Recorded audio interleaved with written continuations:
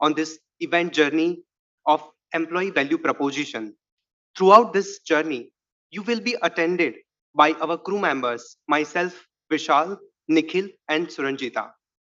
This event is brought to you all by NHRDN Mumbai chapter, knowledge partner, Wellinger Institute of Management, in collaboration with Be Spotted and event partner Daisy Thrills. As we get ready to take off, my fellow crew member Nikhil will take you through the pledge of NHRDN Code of Conduct. May I request all of you to rise for the pledge ceremony? And if I may be so honored to have all of you repeat after me. I will always strive to meet the highest evolving standards of competence in the profession.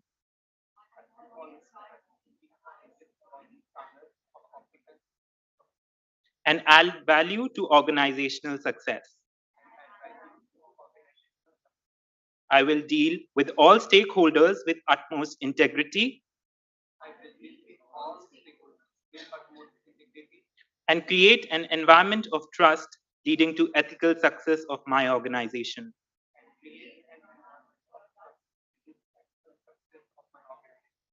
I will ensure that I am always reliable and consistent in all my actions by accepting responsibility.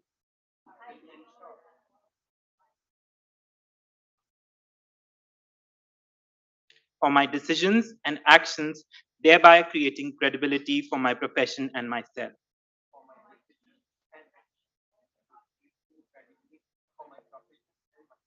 I will be objective in all my actions and decisions and foster fairness with firmness.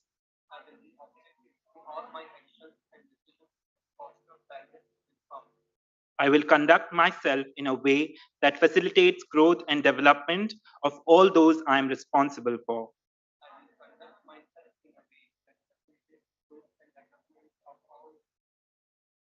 I will strive to be a role model for all others and champion exemplary practice of the HR profession.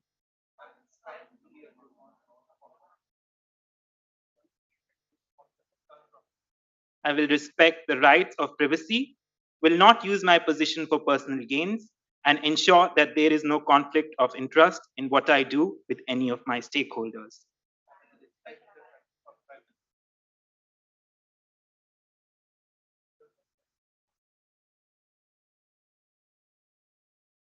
Thank you. Now I'd like to invite Vishal back on stage. Thank you, Nikhil. So now, at the advent of the event, I would like to invite our chief guest, Professor Dr. Vijayan, on the stage. He is the Dean for HR and Industry Academia Interface at V School of Management. He also serves as the CHRO of this institute. He is an alumnus of Tata Institute of Social Sciences, class of 1984. Sir has decades of experience under his name, and he is also the president for the NHRDN's Mumbai chapter. It's a pleasure to welcome you here, sir. Please come on the stage. And I would like to invite Ms. Salini Singh, founder and CEO of Be Spotted, for the felicitation of our chief guest. Sir, please.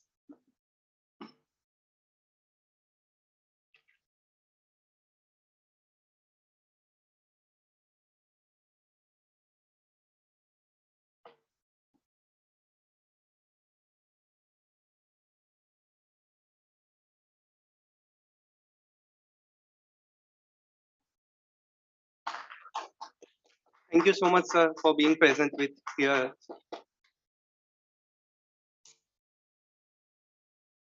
Thank you, ma'am. So today, we are here to understand the musings from the leaders about what role employee value proposition, that is EVP, can play in the employee experience journey. To start the event journey today, I would like to invite Ms. Shalini Singh on the stage to address the audience. Shalini is the founder and CEO of Be Spotted, a company that reinvents personal brands and transforms employee communication with goodness. Shalini is a passionate thought curator, communication activator, and personal brand consultant.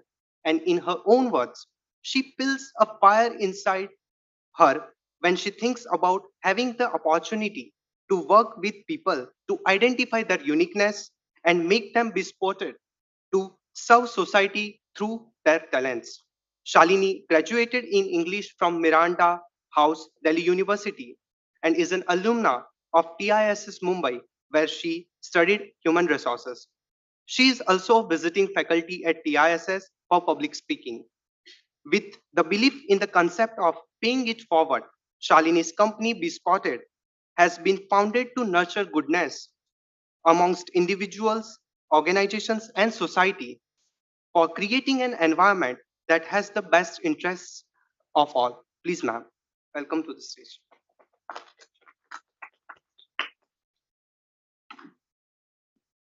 Thank you, crew member Vishal, and a very warm welcome to each one of you for taking time out to be here with us. We hope that this will be a learning event for you and you will have maximum takeaways. I was thinking actually, why did we choose this topic, EVP, Employee Value Proposition? We had many other topics in mind, but the reason we finally, shortlisted this is because we felt that in the post pandemic era, it has a lot of relevance. Okay. So I will not take more on that subject because I'm sure there are a line of expert speakers who will give you insights on it. But I must say that all of us, or rather most of us, have started thinking deeper. Why are we working? And how do we want to work? So I'll leave these questions here and would like to engage you on something. Let's do a dipstick on the importance of EVP. Okay. So raise your hand if you are one of those who looks at the EVP of a company when applying for a job. Raise your hand if you do that. All right, we can just look around and see how many. Keep it. Yeah. So we do look at it. Fantastic. Now let's look at those people who look at the EVP after they have joined the company. Is there anyone who does that? Also, but anyone who doesn't do before and does later? Anyone there? People are not raising. Finally. Okay, cool. So if you are someone who sees it later, I just hope that it matches your expectations and keeps you engaged at work. Because if it doesn't, too bad. It's too late. Okay. So, on that note, I would like to move on to our first session for this evening. And I'm privileged and honored to introduce Madhavi Lal. Madhavi Lal has been the head of HR at Deutsche Bank India since May 2015 and has more than 30 years of work experience, primarily in human resources. She has also worked with companies like Accenture, Standard Chartered Bank, ABN Amro Bank, Colgate Palmolive, HCL Hewlett Packard, and GlaxoSmithKline. She's a graduate in mathematics from St. Stephen's College and MBA in HR and Systems from XLRI Jamshedpur. She has also completed a leadership management course from the University of Oxford. Madhavi was conferred the Women Leadership Award by the jury and council of board members of the Institute of Public Enterprises, BFSI, in 2010. She has been conferred the Distinguished Alumnus Award by XLRI in 2016. Madhavi is a member of the CII National Committee on Leadership and HR and was chairperson CII Indian Women Network, IWN, Western Region 2020 to 21. She is also a founding member of the HR committee for FICCI. She's on the list of the top 50 HR influencers for 2020 and top 50 HR thought leaders for 2022 in ETHR World List. Recently, Madhavi has received HR Lifetime Achievement Award 2021 by People in Business India LLP. She is passionate about diversity and inclusion and was part of the alumni team that encouraged XLRI to launch the Center of Gender Equality and Inclusion. Please put your hands together for Madhavi Lal. Please come on stage.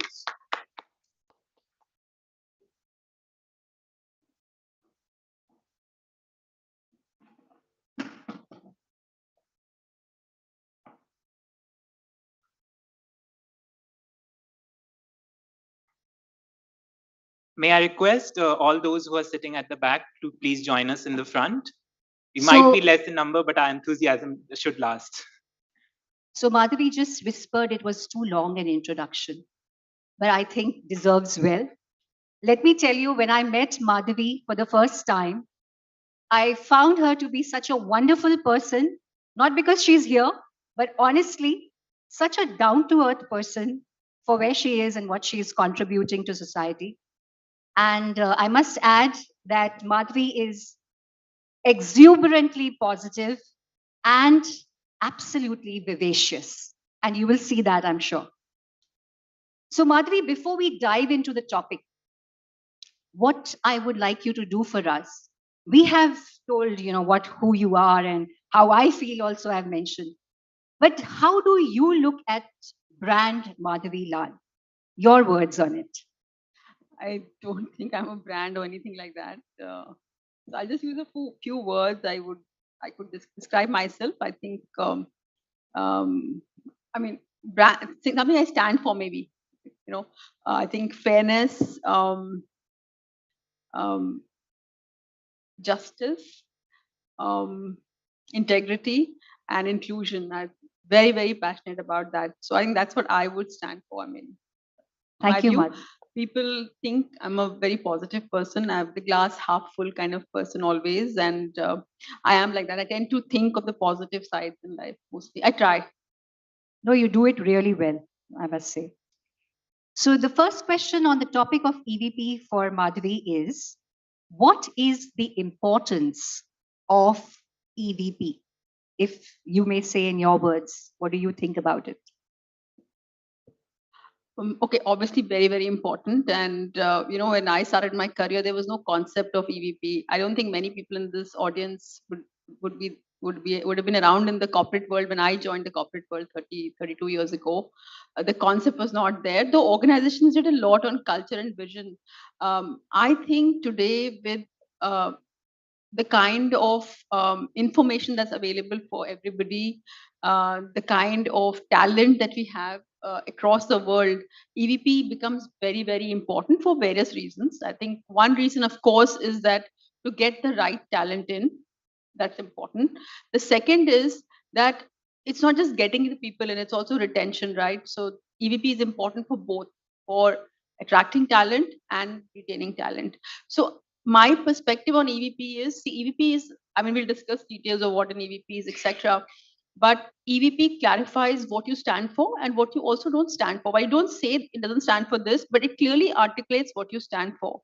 So it's important that an organization has an EVP which articulates what an employee can look forward to in the organization. Fantastic. And then, if I had to refer to the topic is crafting a meaningful employee value proposition by looking at the employee experience journey. So, my question to you is, what are the organizations doing on employee experience throughout the employee life cycle? How much time do I have?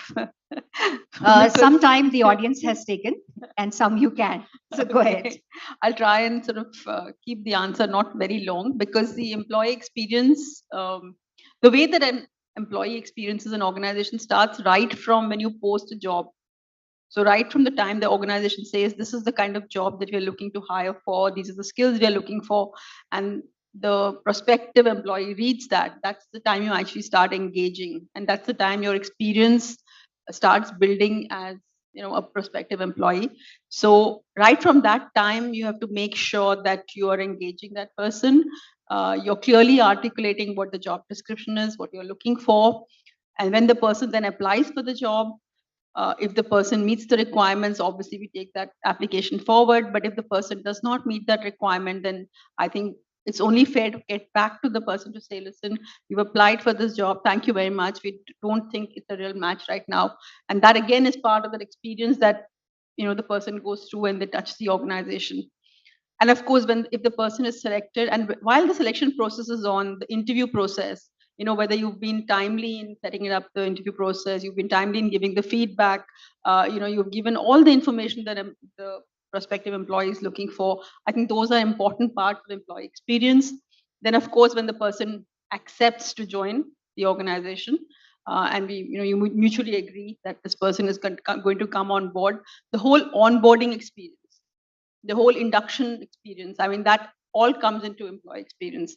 Then the person comes in, settles down, learns, assimilates with the organization. What happens after a year? How do you assess the employee? How do you develop the person? How do you know what the person is looking for? All that is employee experience. And should at some point the employee decide to move on to something else, how do you handle the exit process? That all comes into employee experience, to my mind. Absolutely. And I would like to mention, I've worked previously with ICICI Prudential Life Insurance in the HR department, and we really valued graceful exit. So I completely agree with you on that. Let's look at, employee value proposition is actually a brand promise. All right. So how do we live EVP? Any thoughts on that? I think before the living part of the EVP, it's to define the EVP. So what is your employee value proposition? And that comes from various points, obviously, which is what your talent pool wants and what you can deliver to that person, right? So you have to underpin all the employee value proposition with key things that you will do to make sure that you're having the same experiences that you're promising to the person, really. So it sounds very easy in theory. Absolutely. In practice, it's a little more complicated. I'm not saying it's impossible, but it's a little more complicated. So if an employee, has gone through the EVP, has joined, but doesn't find it there, is there any way that the person can raise a governance call? What an amazing question.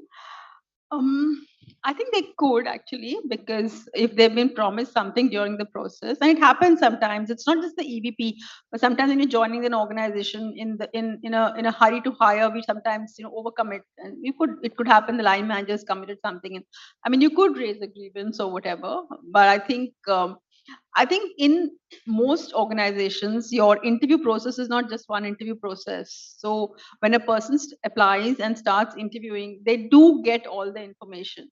So it's unlikely that there'll be a mismatch, especially if you've handled the whole interview process well and you've answered the questions and you've been really honest in terms of what you're going to be delivering, right? But if you've not been honest, then I think, of course, it's a different scenario. But usually organizations are spending that time to tell the employee, this is what to expect.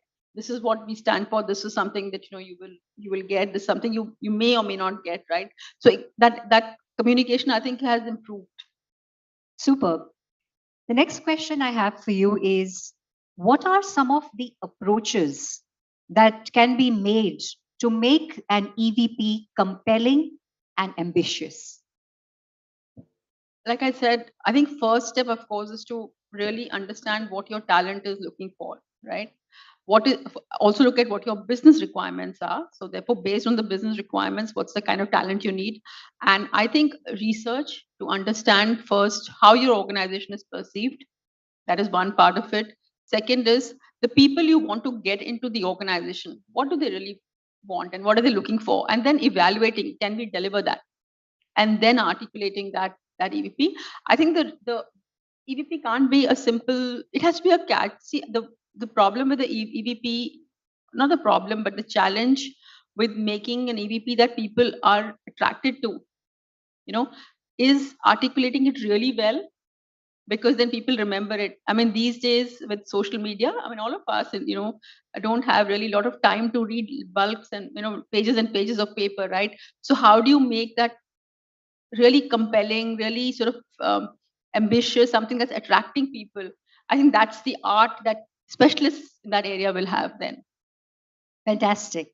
Another question here I have is how can EVP bring value to the employees and the business alike?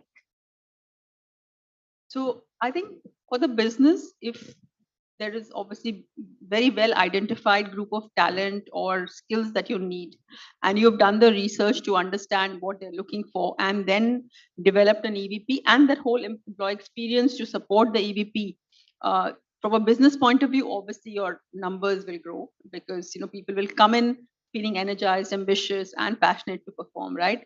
From an employee perspective, I think when the person makes a call to join an organization and they have applied to that job and to that organization because of what the organization has promised, they will stay longer. So the retention piece for them will be there. And I think I think, from an HR point of view, my personal view on this is that nobody comes into work wanting to mess up. I've said this many times, nobody, I mean, do you get up in the morning and say, today I'm going to mess up? Unlikely. I mean, at least I haven't come across anybody in the world. So I think what organizations have to do is to understand the person is excited about coming, they want to do a good job, a great job, everybody wants to succeed, right? So how do you get people to bring that discretionary effort into the organization? And I think EVP there, I think, has a big role to play. So if I tell somebody that, if you're going to work this much and deliver so much, I'm going to, as an organization, you're going to do something for your career or something for your compensation, people will put that effort in. So I think from my point of view, that EVP is really important. Can't agree with you much on this. I completely believe that people, they have to be kind of given the right environment to perform their best, because I'm sure all of us want to do our best. In fact, just want to share this morning, when we were getting ready for the event, there was one gentleman who was brooming the floor. And I said, this is a perfect beginning. Okay. It's one more person contributing to the event today. So, yes, we all want to do good work. Now, it's time to know what is the EVP of Deutsche Bank? I have a lot of, if I have a lot of time, I can talk through the details. I think there are many pillars that on our EVP. One, of course, is inclusion. We definitely say that we're very inclusive as an organization, and it's a fact. Being a German organization, we're very open to people from diverse backgrounds of languages. You don't really have to do English literature to be communicating. I think the language barrier is gone. So from a language perspective, we're very inclusive. We are trying to be even more inclusive in terms of our gender focus, people with disabilities, LGBTQI. Like last year, we hired 27 people who are LGBTQI. We're trying to be even more inclusive. That's an environment we commit to be inclusive. The other thing we commit is career opportunities. As a bank, which obviously has the banking business, but also we have the operations and technology functions, which are really sort of gearing up because the future of banking is going to be tech. We do offer career opportunities across, whether it's international, local, within functions. That's something that we sort of have in our EVP. We also are an organization that believes that each person can make a difference. We have a culture of entrepreneurship. So if somebody has an idea that they want to deliver, they can come and talk. It's a very open door thing. You can send your idea, you can talk about it. And if it makes sense, you'll get permission to do that and explore. And we allow mistakes. So that's fine. We accept that, when you work, there will be mistakes. And the last one really is innovation. That is the innovation piece and the driving the change. It's not just about getting good ideas, but also helping people drive change and transform. So those are the key pillars. But I think underlying all that, so these are the key pillars of a defined EVP. But I can tell you that I've been here 8 years in Deutsche Bank, and I can tell you, even before I joined, the underlying culture of the bank is really around care. And this is this. Wow, again. That is something that has been built. So there is, there are identified EVPs, which are pillars, but there's a culture that the organization built. And I've seen that in my first year when I joined Deutsche Bank, still to talk about it. The number of people who had left us and wanted to come back, I have not seen that in any other organization. So I think that's so one is the EVP, but there's also the other underlying. work that people have done for decades. Fantastic. And I'm sure the audience would like to know about the next question, which is, has any employee value proposition inspired you to join the company? It's not really an employee value proposition, but I think the power of branding. So I don't know how many of you would have seen the G ad 25 years ago. We bring good things to life. I don't know. Every time I saw that ad, I was like, I want to join this company. Though it wasn't a EVP, but there was this, we bring good things to life, talked to me quite a bit. I like, I want to join this organization. G wasn't even in India at that time. The ad used to just come in. But, there's another one we have just recently hired a person to lead our EVP for us in India. And she was telling me that she used to work for an insurance company and their EVPs, we secure your future. So it's a business value proposition and an employee value proposition. I just thought it was so compelling. Secure your future. And she said underpinning that is they never let people go. They never let people. They never have those exits. They just don't do it. So it was, for me, that was very compelling. I thought. Lovely. And in the next question, we are not trying to judge your age, okay? And please, all the mathematic wizards. Your introduction has already divulged my age, so it's okay. I know I said lifetime achievement, but nevertheless, so as I said, the mathematics wizards sitting out here do not try to find out the age because that's not polite for a woman to, you should knowing about it. So the question is that as an HR veteran, you have seen 3 decades of work environments. What do you see as an evolving trend for EVP over these years? And what is the future of EVP? So my sort of personal point on this is that organizations will have to have EVP, much as institutes like Wellinger also will need to have EVPs, because there will be a proposition that people will evaluate for and see whether there's a match or not. And like I said, with social media so active, there's so much information that's thrown, and the generation that's coming into the workforce is, their requirements are different. Their what they want from organization is different. I mean, when we started I started my career, our first thing was to get a company that paid you because you had to pay your loans and everything. We didn't look at what the company is doing, ESG or CSR. But today, and I think it's a great move that the new generation wants to look at, are you a sustainable organization? Are you looking at the environment? Are you doing CSR? Only then I will come and join you, and what is the kind of flexibility you're giving me? So I think very, very important for companies to articulate what is it that they can meet out of all that. Otherwise, the employees will come in, there'll be a mismatch of what they're looking for, and then you'll have attrition. All right. Since you spoke about the new generation, Gen Z, do you think that zillennials find culture more attractive than compensation? I didn't know they were called zillennials. This is the first time I'm hearing. I always thought Gen Z, but zillennial is a nice word. It's a learning for me today. I think good question. I think compensation is important to them. I would say, and there are a lot of them here. We can ask them. Yeah, I'm just checking. Raise your hand if you are born after 1997 and after. Okay, not so much of a representation, but cool. Yes, now you can go on. I think compensation is important, but they're looking for much more, not only compensation. That's not the only driving factor for them. I think at least our research shows with our campuses that we go to hire for, they're looking at what's the CSI you're doing, how inclusive are you as an organization, do you welcome diversity, do you have CSR, are you supporting the right initiatives? So I think there is a shift, definitely. Superb. And now I will open questions from the audience. If any of you would like to address a question to Madhavi, please raise your hand and we have people with mics who can come up to you. Okay, there are 2 people.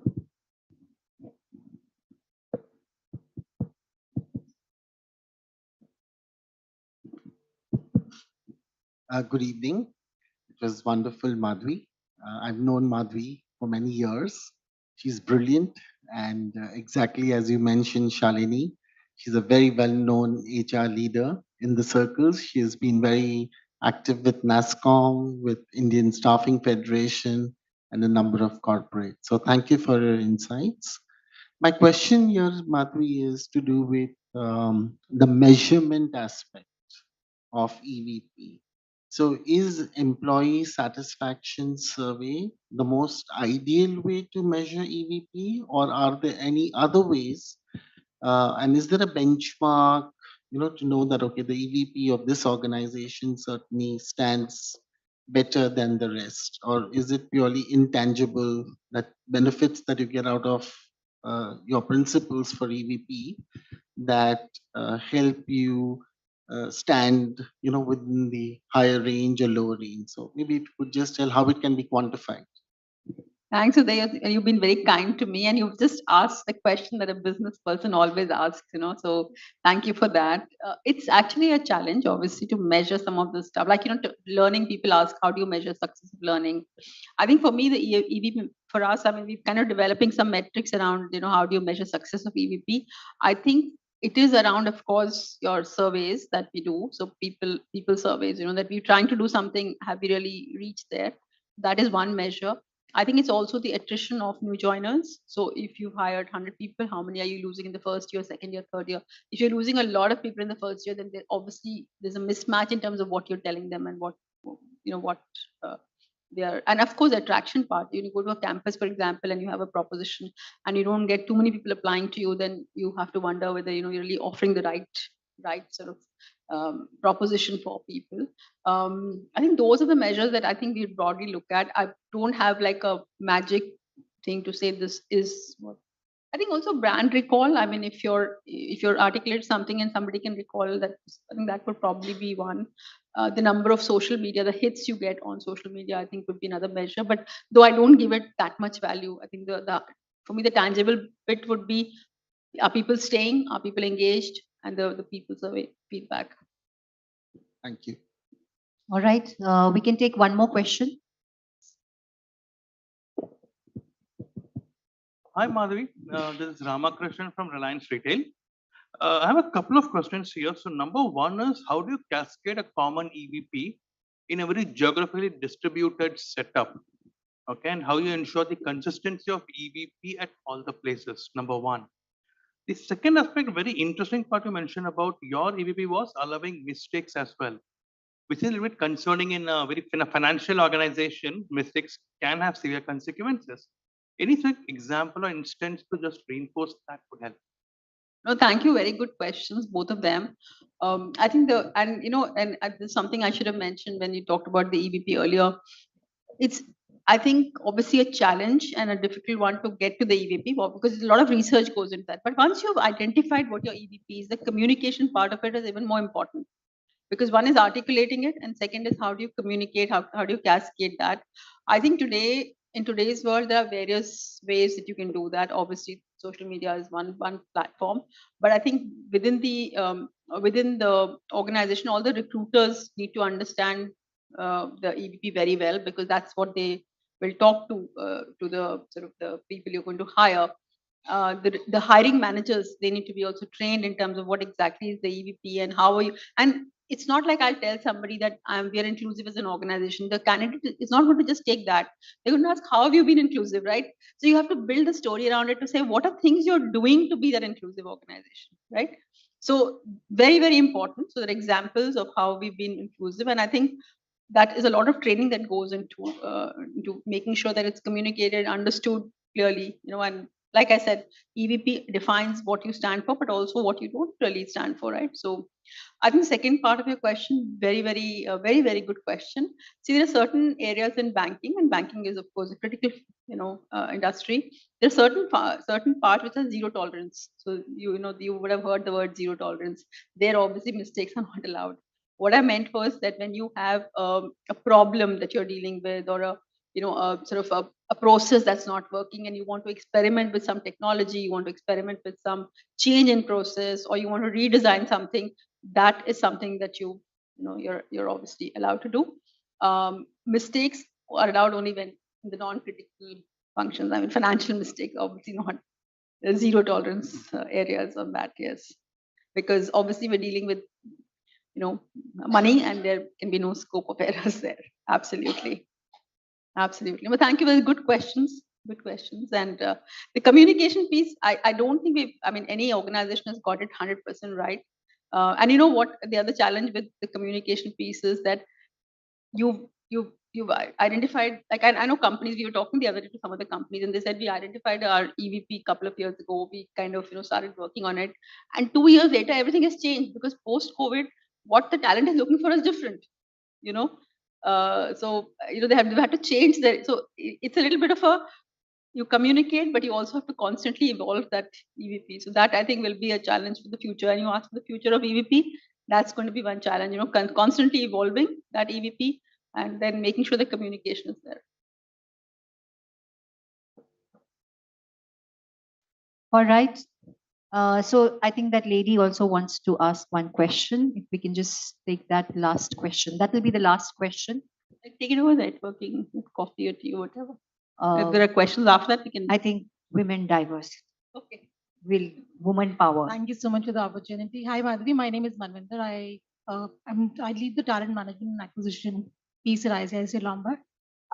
Thank you so much for sharing your views on EVP. I just wanted to ask that while you broached the topic of evolution of EVP over the last few years, my question is a little more specific in terms of your experience that at Deutsche Bank.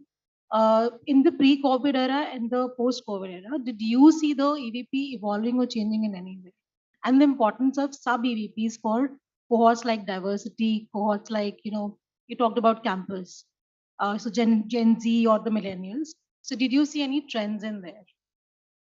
No, absolutely. I think if we were to look at our EVP 3 years back to now, there is obviously some additions that have come in because of what experiences we have gone through during the COVID situation. For example, today our talent that we want to attract definitely want the flexibility. They want a hybrid working. So we've obviously evolved that because people have clearly said this is what we are looking for. We've done an all employees survey as well to say, how much of flexibility do you need? Are you okay with a hybrid? All that.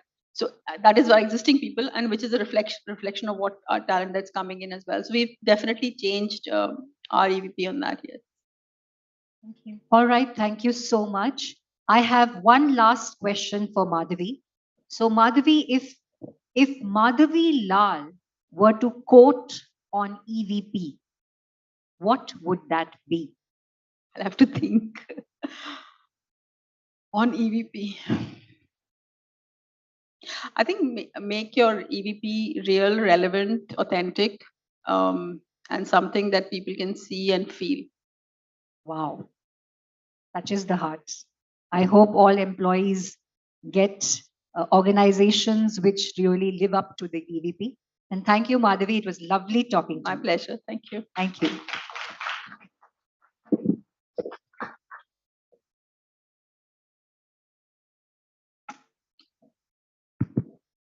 Thank you, Madhvi ma'am and Shalini ma'am, for your meaningful insights. I hope this will help audience in making their EVP real, relevant, and authentic. Now, I'd like to invite Ms. Pratima Singh, Manager, NHRD in Mumbai chapter, to felicitate our guests.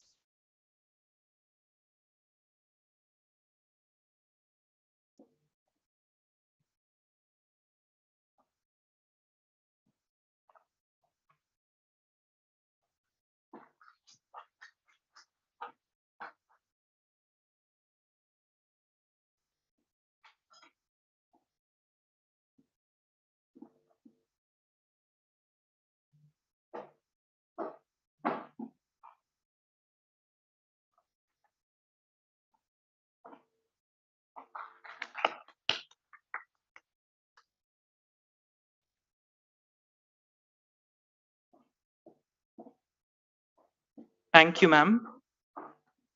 Moving on to our next session.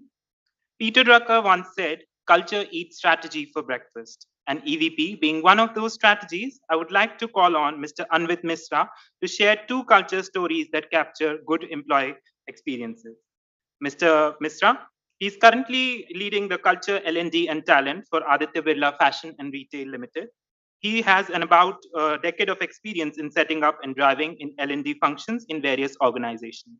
He's also certified with Kirkpatrick Bronze Level Practitioner.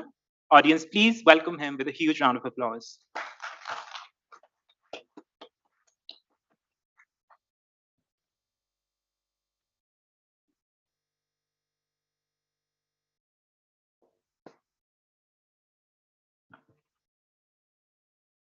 Thank you for the introduction. I realize I look different from the picture over there. It's been a while. So good evening, everyone. Thank you for giving me the opportunity to speak to you about my experiences on how a strong employee value proposition can translate into culture stories worth emulating. So I, as introduced, my name is Anvit. I look after the various HR aspects in Aditya Birla Fashion and Retail. Before this, I have worked with various organizations such as Oberoi Hotels, Hyatt, Reliance Industries, and when this conversation was happening, where we're talking about how employee value propositions are strong feeders into the culture. And I could think of a lot of examples, and there are various examples where people have grown from trainees, management trainees, into CEOs, managing directors, function heads, etc. And I thought, what would be the best example? And I would like to talk about two examples today, which we touched upon it a little bit on how EVPs can enable the culture, enable the organization in such a manner that it affects the personal and professional life of an employee, as well as how it benefits the organization as a whole. So I'd like to give two examples from organizations. So one is my ex-organization, which is Oberoi Hotels and Resorts. So this is a story which is based on 2015, where one of the prominent hotels in Mumbai had experienced a sudden power outage. So this is something where we have as an organization, there was no precedent for this. These are huge business units spread across the country, and they're more or less self-sustaining units. So when this happened, this was in the late evening, and obviously it was chaos. It was high occupancy. The hotel was full. People just didn't know what to do. At this point of time, you would normally think that this was the solution would be led by the general manager of the unit, and people would be looking up to him or her to give a solution. But what surprisingly happened was that because of one of their very strong culture pillars that the organization has, which is teamwork, and another culture pillar that they have is ownership. They have EVPs which feed into these culture pillars, which are learning and development and uh, empowerment. So when this happened, the teams automatically took the right decisions to ensure that the customers and the guests did not face too much of a hassle. So what happened was, there was some incident that happened in the engineering department where water fell on a bus bar, and everything went everything just shut off, and the kitchen was affected, the entire hotel was affected. There was no electricity. In this, what happened was, the team members quickly worked to isolate the issue.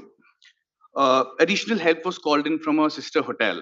So as I said, these are self-sustaining units, but without the process of following various approvals, getting various things in place, people just called on to their colleagues who were then the sister hotels, uh, including teams which were critical, such as food and beverage, front office. They called people, they came over, they helped in terms of assisting the engineering department in fixing this issue in about 2 hours, where this issue would normally take almost 12 hours. They fixed this entire issue in 2 hours. Apart from this, the kitchen team. Now, this is a team which would normally, work in their own processes. But right now, there was no option of doing anything, because there was no electricity. Most of the gas lines were also shut off. So in this, the banquets team and the food and beverage team organically came together. There was no instruction that came in. They knew what they needed to do. They helped them set up a new area which allowed them to keep the food warm, and food was uh, offered to all the guests and the employees, because everyone was working extra hours. So there was no issue where someone had to complain saying, I was not able to have dinner, or even for that matter, an employee did not have to say that. Apart from this, the housekeeping teams and the front office teams worked together to ensure that there were people on each floor and in each section when the customers, who obviously would not understand what would have happened, because there was certain power outage. There were people all around to assist them and tell them that you're safe and there's nothing that you need to worry about. We're taking care of the issue. The finance team. Now, this is a team which leaves at 6 o'clock. So, coming from a hotel industry, everyone is working 12, 13, 14 hours. And, one of the teams that leaves early is the HR team and the finance team. So, I wouldn't say early, but on time rather. So, in this situation, the finance team, the HR teams actually came back from their homes and assisted the teams in cleaning out the walk-ins and the freezers. This is actually not an easy task, because it's -5, -10, -15 degrees, and they came back and just ensured that this was cleared out so that no food is wasted.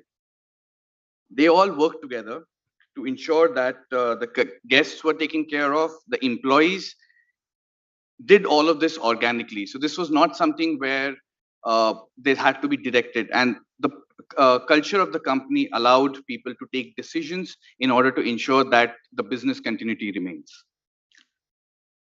The second example that I would want to take is from Aditya Birla Group. There are 4 EVPs that we have in the group: enriching lives, rewards and recognition, careers, and learning and development. The example that I would like to give is something which takes into account all the 4 EVPs and how they feed into a strong culture system. I'm sure you guys remember that there were floods which had happened in Bangalore last year. And during those floods, our office, which is the ABFRL office, is based out of Bangalore, had the IT office and the records office in the basement. So when the floods happened, these were the areas that were severely affected. Now you would think that the IT team is there, they'll take care of it. The record keeping team is there, they'll take care of it. But obviously, this was not a situation where the team alone would be able to handle this. So we had teams, the admin teams, we had operational teams leaving their homes in a situation where there is traffic, the roads are waterlogged, and they came in to assist the teams in order to ensure that all the critical equipment is moved up. At the same time, the stores were also affected. Now, in the stores, there is the product which is there would obviously get damaged. All the teams at this time were instructed to stay safe and stay at home. However, many of the team members, the store employees, came up on their own, even after being told no.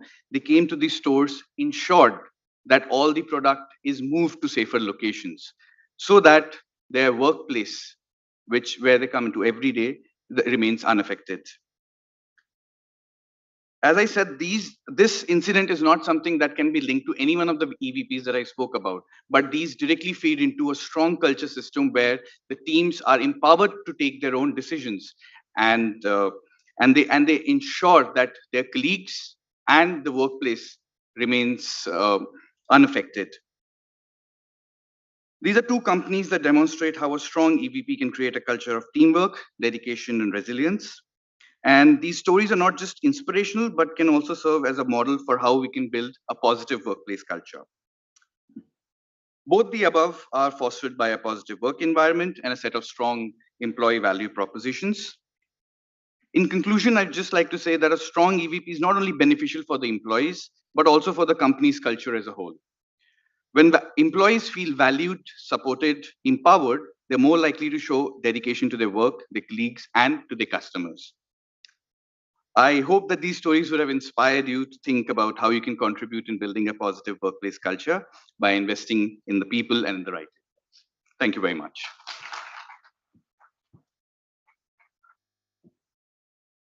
Sure. If anyone has any questions, please feel free to ask.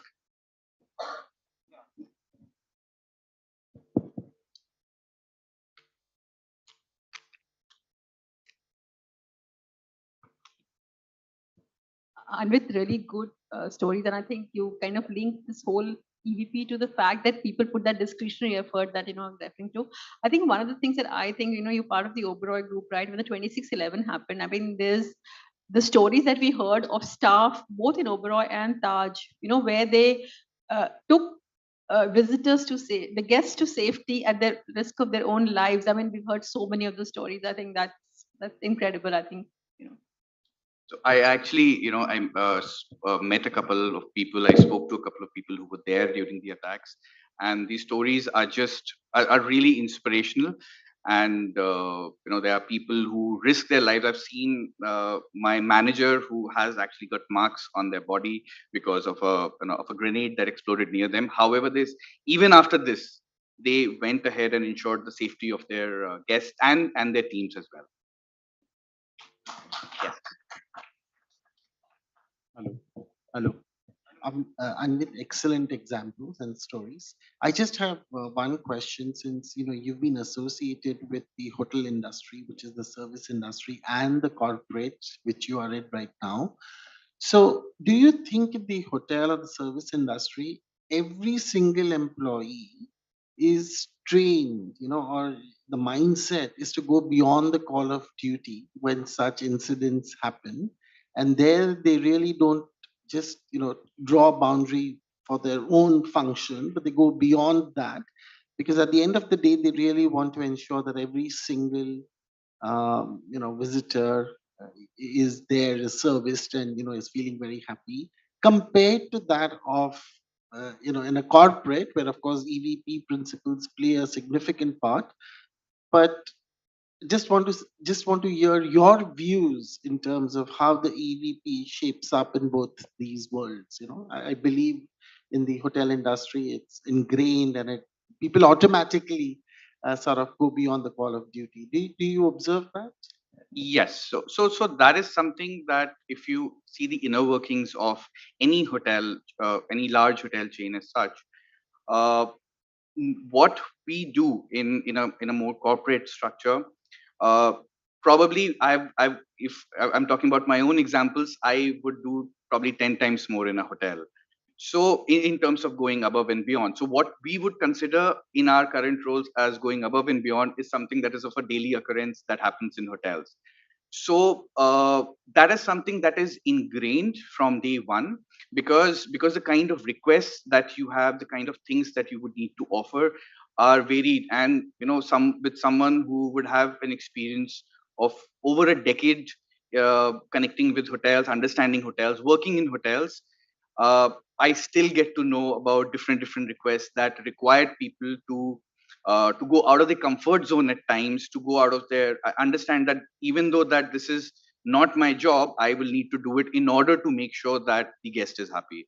So one of the things that we used to that was ingrained in us in Oberoi was the saying that company first. Sorry, guest first, company second, and then self last. Which is actually, if you see, that is also something you use in the military also. So, I mean, I'm not saying that it's the same, but this is the kind of commitment that hotelier would normally be trained on to ensure customer and or guest satisfaction. Thank you. Yes. Anvit, So, Anvit here. Anvit, oh, yeah, sorry. yeah, thanks. Thanks for your inputs. And as I feel, I mean, it is in crisis situation or any war situations, anything, Indians gets united, and they fight, and then they will immediately come out with, even a non-performer starts performing. But in a situation where, and with my question is, in a situation where there's no fire, okay, there are only goals set, smart goals are set by every organization. In that situation, do you advise any type of drills? Like for fire, you do a safety drill, right? So any types of crisis drills do you advise, or any type of strategy you suggest? Okay, when there's no crisis, how do people, perform better, even when there is no crisis? So how do you talk? I mean, what is your view on that? So you're talking about drills, fire drills, and other crisis situations. So normally in such industries, these things are part of the learning that every person goes through. So whether it's a fire evacuation, whether it is a terrorist attack, all of these things are part of that.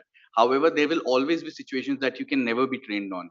But in order to ensure that you know what are the SOPs, because there's an SOP for any kind of a failure that may happen. So having a strong set of SOPs which allow you to understand what to do if this happens, or what to do in case something closer to this or related to this happens, that would of course strengthen and ensure business continuity in such situations. And of course the common situations, such as not common but one of the known situations which are there, such as terrorist attack, fire evacuation, floods, all those things need to be trained on. People need to be trained on as a by default as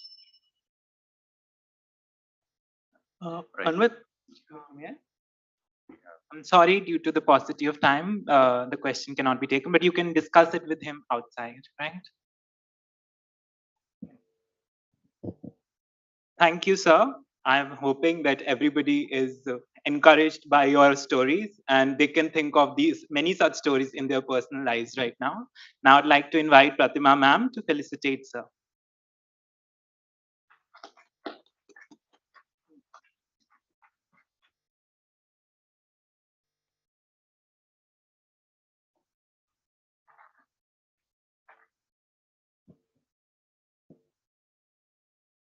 Thank you, sir. Thank you, ma'am. Now we have Ms. Shalini here for making some announcements. All right. I'm so happy that this auditorium is finally looking a little fuller. When we started, it was not a single person. And I was thinking, what will I do? And to add to that, I was sitting here with Madhavi and I'm wondering, where is Anvit? Why has he not reached? I've never met Anvit in my life. And I'm looking at that picture which you saw. You can imagine with the beard, it is so different. And I'm telling Pratima, why is he not here? And now to add to everything else, I have our gentleman from the panel member, one of the panel members, who has to catch a flight to go to Bangalore. And of course, he is very kind enough to agree to be a part of the panel discussion because we had a last minute drop off from a woman representative. So he agreed. But while he was coming from Malad to this place, he said that I will not reach on time for the flight. So I said, at least let me show your face that we have a representation and he will join us on Zoom call. So he is Mr. Vijay Raghavan.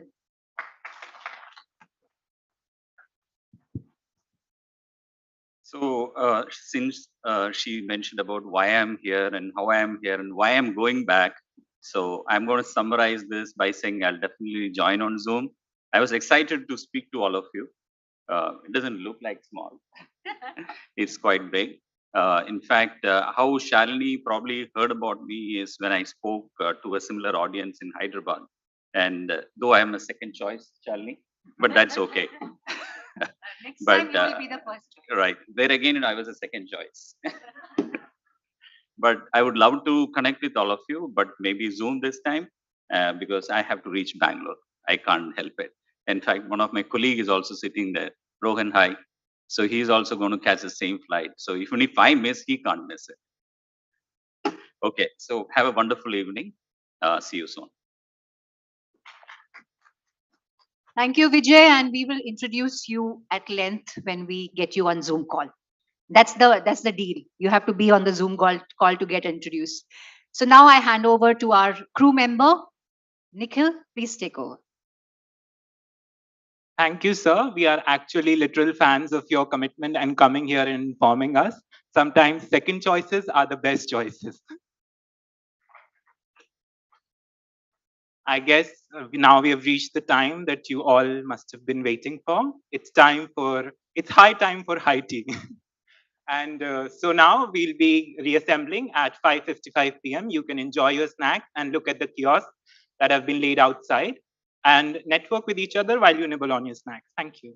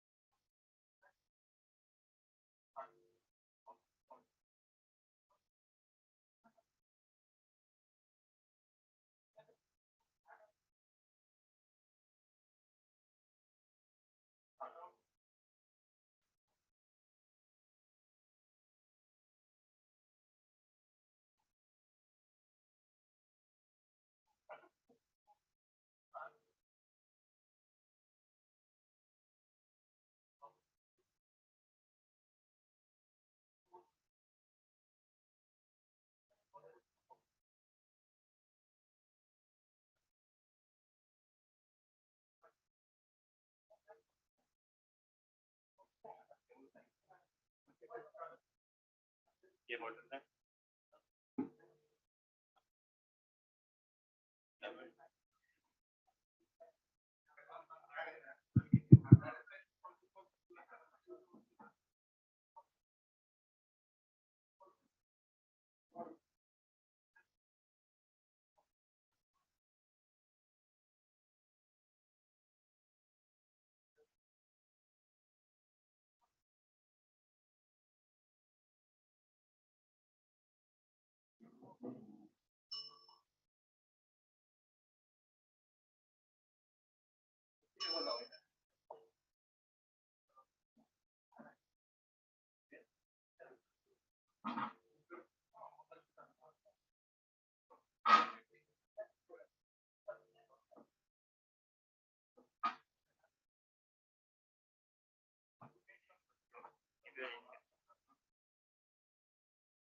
Class कितने हैं वहाँ पे?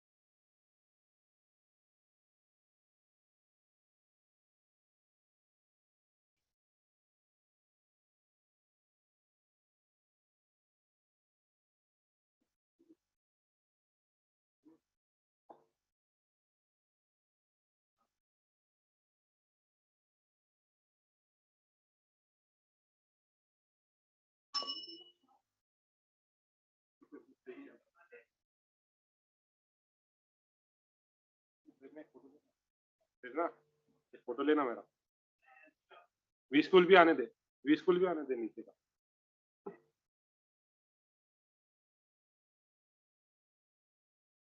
आ रहा है अच्छा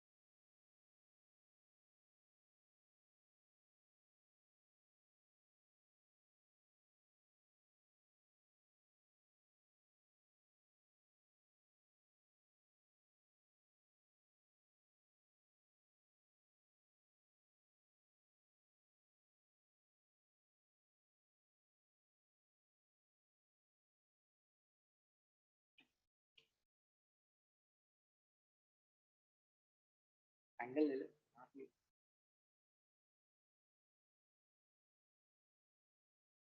everything.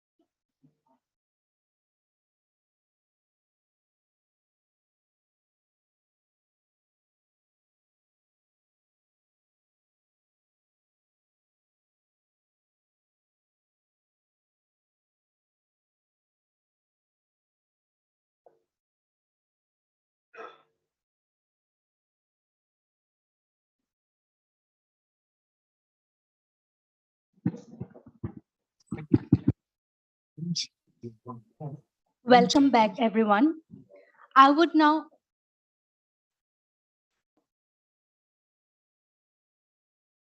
I would now like to request Professor Vijayan sir to come and speak a few words.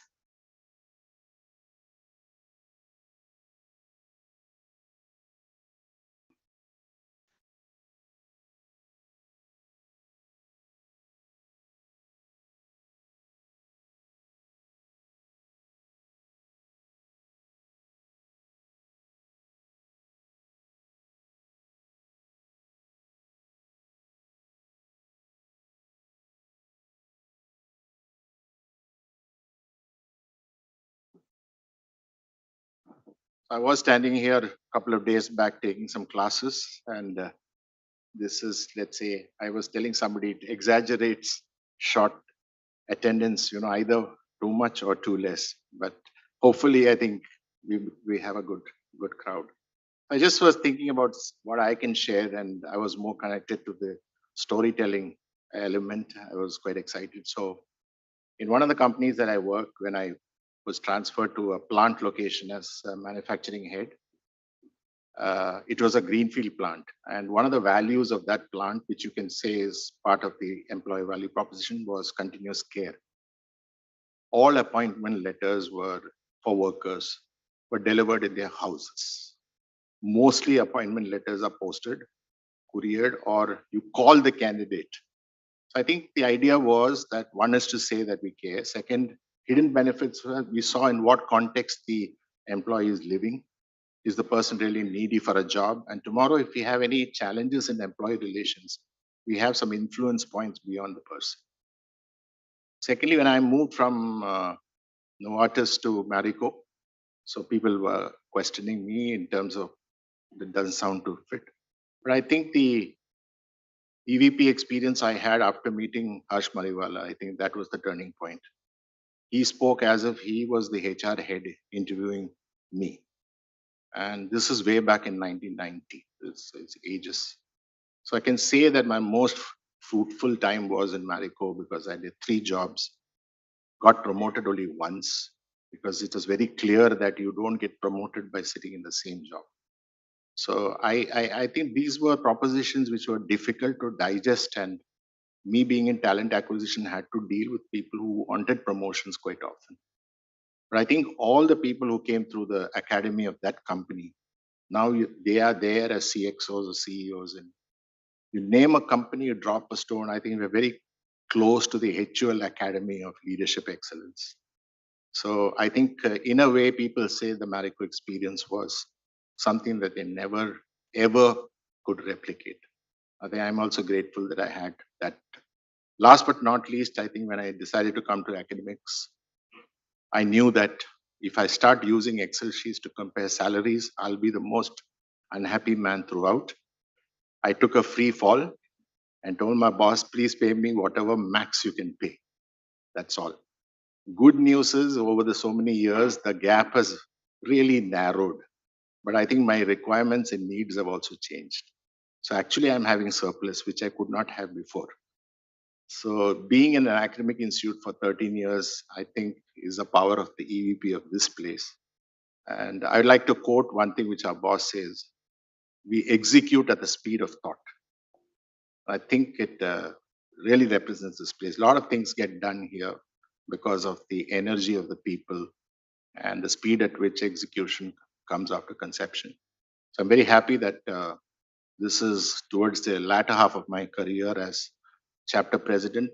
Our team will be stepping down in June, so I'm happy that Zing HR came and gave us a zing to end our swan song sort of a phase. And I'm happy that she's promised another session also sooner than later. So we'll be looking forward to that. Thanks very guys. Apologies that the Audi is not full of children because, on a Saturday they have better things to do maybe. So Zoom, Zoom, even now faculty are using Zoom just like our speaker. So sorry about it, but we'll try and improve next time. Thanks very much. Bye.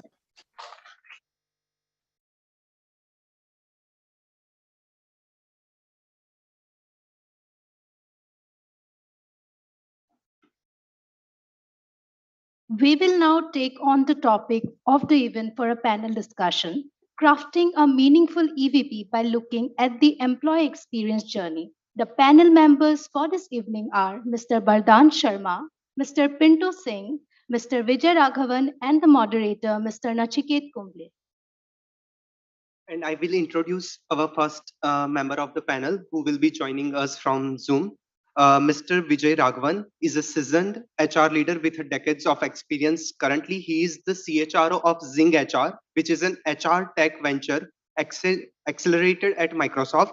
Throughout his professional career, he has worked for various conglomerates as well as tech companies. He is a thinker, dreamer, and a storyteller. Thank you for joining us, sir. Thank you. Thank you. It gives me immense pleasure to introduce you to an esteemed individual who has made exceptional contributions to the field of human resources, Mr. Bardhan Sharma. With over 2 decades of experience in the industry, Bardhan Sharma is a highly accomplished HR professional who has demonstrated a steadfast dedication to excellence, innovation, and rewards. He has gained extensive experience in organization development, performance management, HR business partnering, and compensation and benefits. During his consulting years, Bardhan Sharma worked on various projects related to organization structuring, competency mapping, and reward management. He even led the SAP HR implementation for HDFC Bank. He currently heads talent management and HR technology for the bank. I invite you to warmly welcome Bardhan Sharma onto the stage. I am confident that his valuable insights and expertise in the field of human resources would be both informative and enlightening. And the next panel member is Mr. Pintu Singh. He is an accomplished and highly respected professional in the field of technology-enabled HR consulting. Mr. Pintu Singh currently serving as a partner at Deloitte Consulting. He is a country leader for the HR transformation business of Deloitte India, which, by the way, is the largest among the big four. Mr. Pintu brings 19 years of experience with diverse experience in HR transformation, spanning across functions and geographies. He has a deep understanding of process consulting, business transformation, change management, and transitions. Prior to working with Deloitte, he served as a director at KPMG for 9 years. There, he worked on building the HR technology and SAP HER solutions competency. He was instrumental in assisting clients with building a cloud adoption strategy, evaluating and selecting products and solutions, and successfully delivering the solutions to realize their potential benefits. Please join me in welcoming Mr. Pintu Singh to our event today.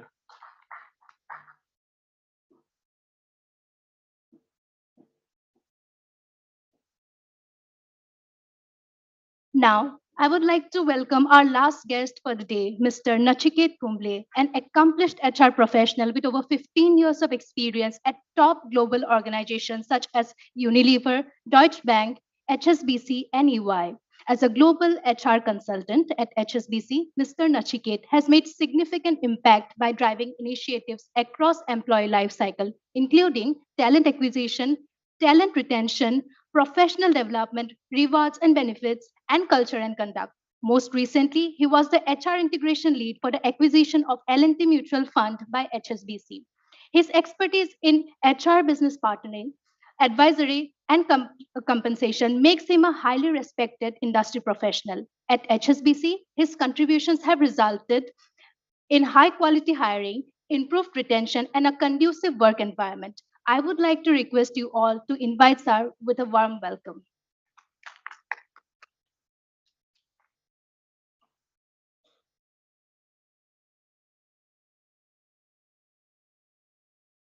We regret to inform you that we had a woman representation in our panel. However, she had to drop off at the last minute due to family commitments. Now, I would like to request Ms. Shalini to come up on stage and felicitate our guests.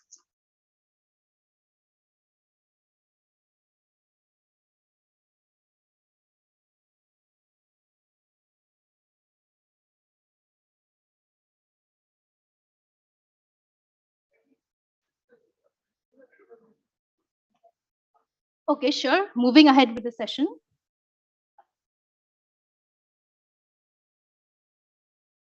Since Shalini ma'am is not here, we'll be beginning with the session. So you guys can start. Thank you.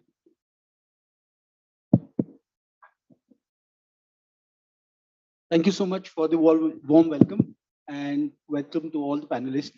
Sometimes when you hear your own introductions, it's temptingly self-glorious, but we'll keep it very humble and nice. I mean, thank you so much. But I think the challenge that we are faced with in this discussion is not only one that everyone has across time, but something that has remained persistent challenge. The employee value proposition is and crafting it well has remained a challenge for everyone, and now increasingly more because of the challenges that have changed over a period of time, whether it's pandemic, whether it's digitization, whether so many other things, including uncertainties in global economy, etc. So I think it is just natural that we all deliberate on it and kind of find a path for ourselves in through this deliberation. Through this session, what I hope to achieve is invite a wisdom from the panelists and share some key messages of how we can use some of the pivotal points, such as employee experience, in crafting a very successful EVP. The debating EVP is very interesting, but making it happen and bringing it to life is a challenge that we all ought to learn from the wisdom of the panelists that we have. I think that's something that I hope to endeavor towards. And I think Mr. Vijayan is on Zoom. Yeah. Yes. So we'll go through a series of questions, and perhaps I'll direct my first question to Mr. Vijay. Sir, what in your view is employee value proposition, especially in the modern times that we are, in the context of the last 2 3 years that we have, the VUCA world that we've experienced, and where does employee experience stand in all of this?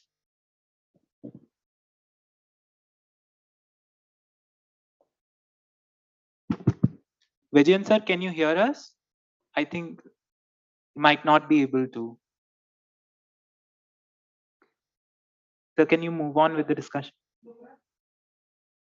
No, perhaps while we wait for Mr. Vijayan to log in again, could I direct it to you, Bardhan? Thank you, Nachiket, for that I think very good perspective that you gave. So I think, guys, I'll be referring to my phone. It's not because I'm asking ChatGPT to give all the answers, or neither is it to kind of answer my messages, but maybe some notes I take down so that I could. So I think when we talk about EVP, it's very important. I think I'll take a little bit of help from Madhavi, who's not here, but I think what she mentioned is the word authentic. Okay, we are very good at crafting EVPs. We are great at communicating EVPs, but in following EVPs is where we falter. Okay. And I think that is a very important point. Now, is the EVP a new concept? Answer is absolutely no. Okay, EVP has always been there. Only maybe it's not been spoken about so much because people did not really kind of, advertise it so much as they do today. So if you go back 30 years, 30 to 35 years, and I think, I know how many of us were in the same age group that time, but there was a beautiful ad of Tata Steel called "We Also Make Steel." Okay, and that's what put people at the center of all their, their entire initiatives and the people caring culture, etc. So EVP has always been there, okay, in some form or the other. It's only that we talk about it now much more. Now, who are the greatest promoters of EVP? They were employees themselves. So, you heard your father's friend say that, Tata Steel is a great company, or X is a great company, they offer a lot of stability, even, they provide education for children, even, post-graduation studies they provide for, they sponsor education, they, give medical at actuals for everybody. So they didn't talk about too much about it, but it was always there. And advertisement came through employee experiences, right? And everybody, though Tata Steel did not advertise and say EVP, Tata Steel's EVP is this, and we didn't have social media, there are lots and lots of people, I know IITians, who wanted to put their hand up to work in Tata Steel because of all these values that they had, right? So EVP is not a new concept at all. Okay, it's old. It's just that we talk about it much more right now, and it's much more widely prevalent. So that's point number one. So the second part of it is, who is the custodian of EVP? Right? It's an invisible person. EVP is something organization has communicated.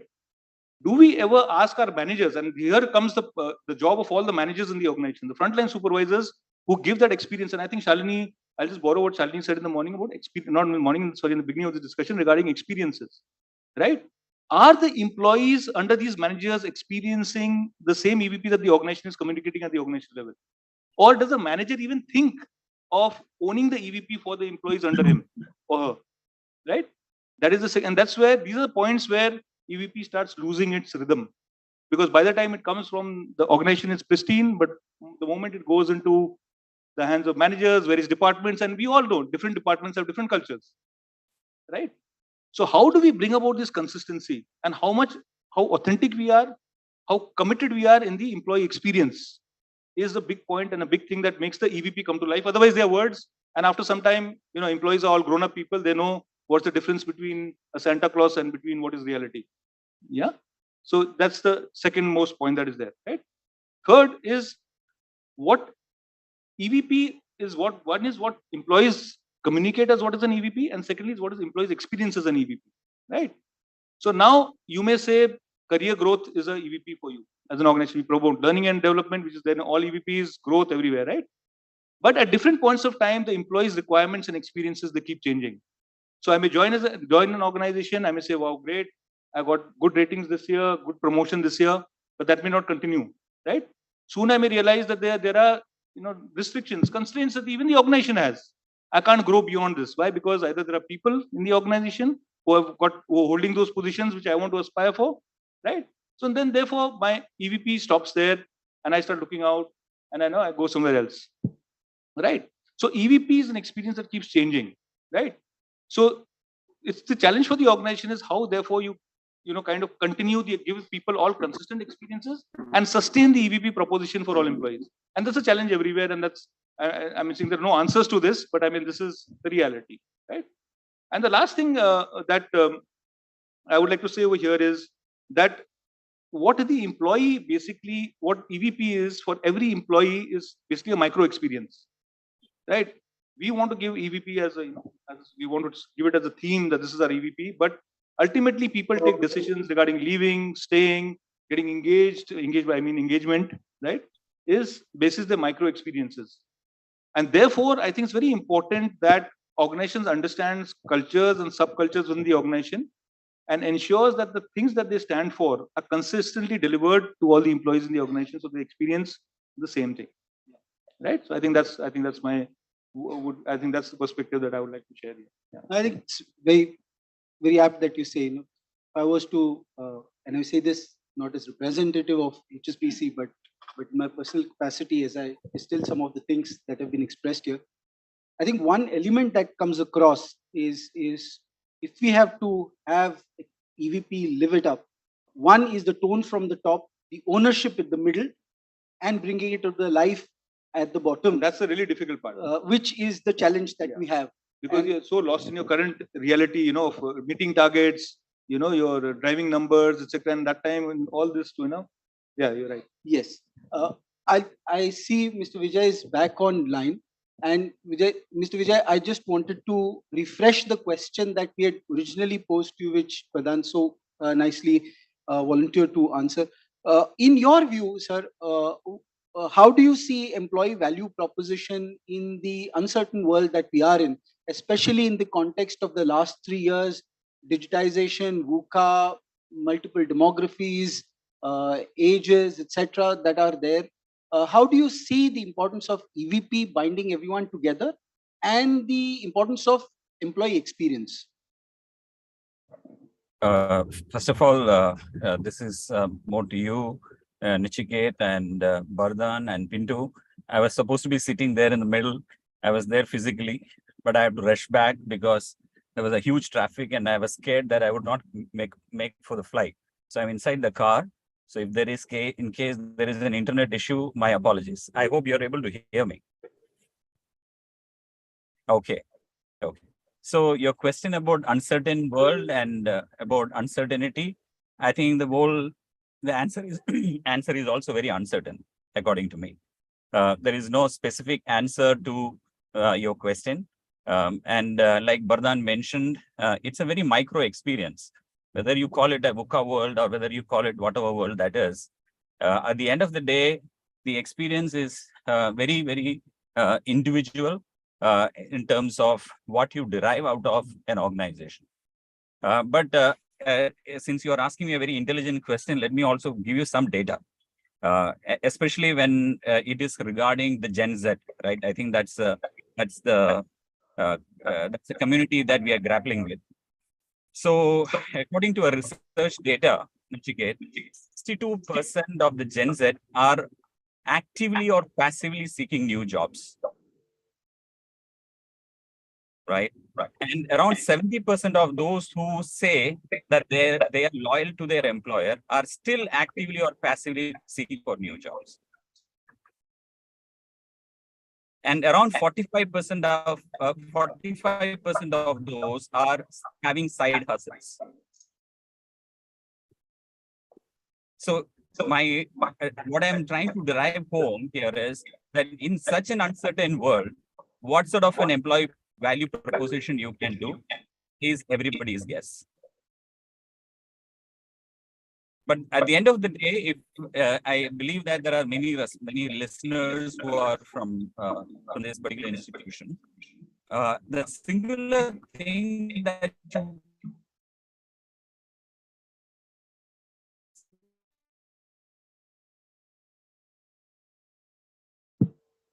at whether you have been to offer you a valuable job opportunity.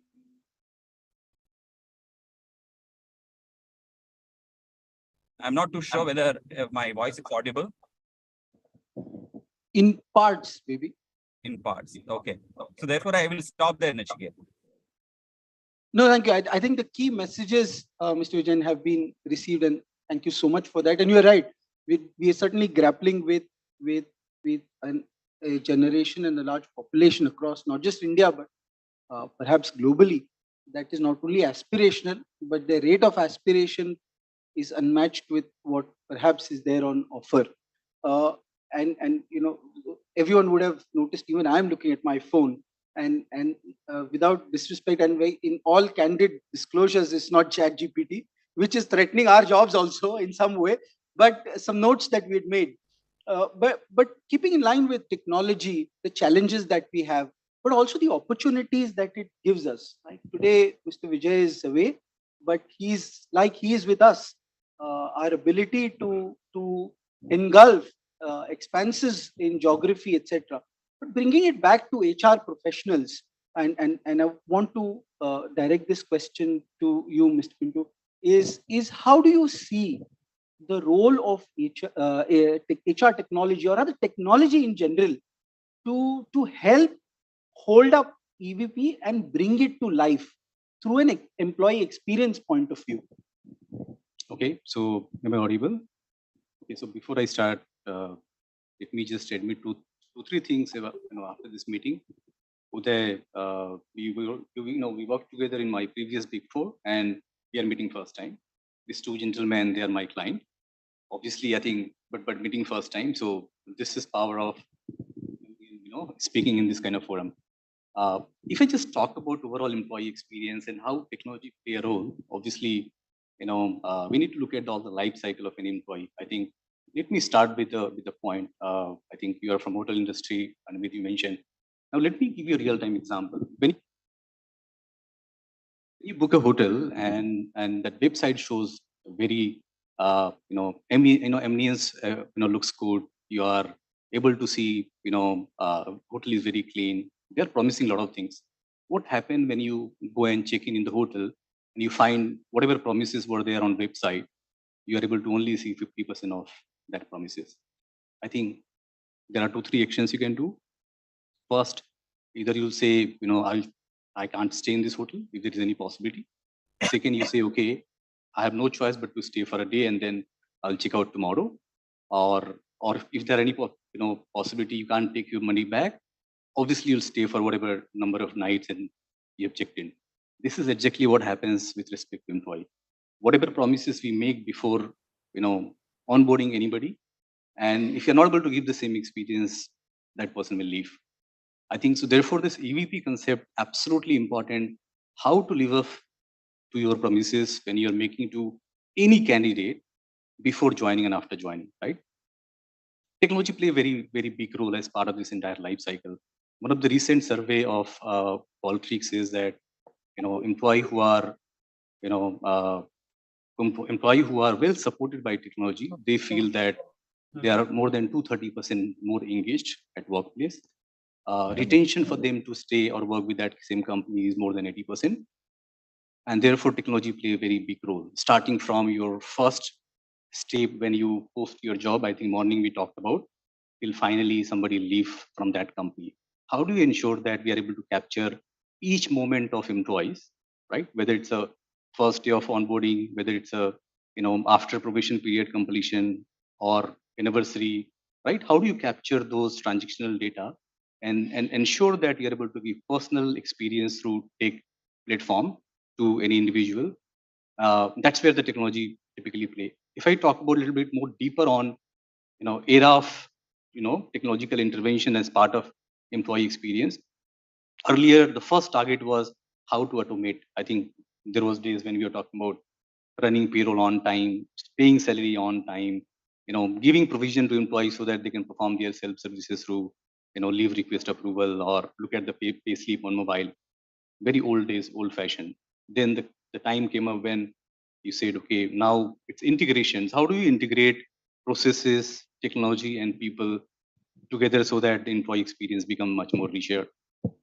Third stage came in where we started talking about how can we take, how can we look at entire performance of what we are doing, where we are integrating life with people, and that's where this experience comes into picture, right? So capturing each moment and managing through through technology is what is needed. And if I look at technology intervention, there can be two steps. That's what we can look at it. One is hygiene, like everyone will be looking for communications, connect with people, and this Zoom, Team, WhatsApp, these all are hygiene. I don't think we all will be looking for automations, we all will be looking for self services, and so on and so forth. These all are hygiene.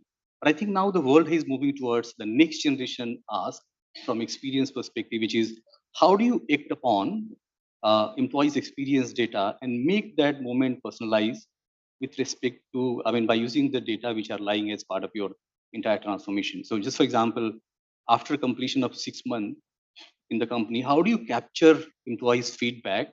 You act upon those feedback and bring that as part of EVP. So I think there are technological intervention you can always bring in to ensure that you are able to bring employee experience throughout the journey and take play big role. I don't think anybody can live without take. Earlier you used to see every company is technology company, but I think post pandemic it has completely changed. In fact, you can't live without technology, whether we talk about in our HR profession or be it anything. So I think that's how tech can change the entire life. You can capture that every moment through technology intervention and act upon those moments by providing EVP to the employee. That's really the real change. Yes, I completely agree.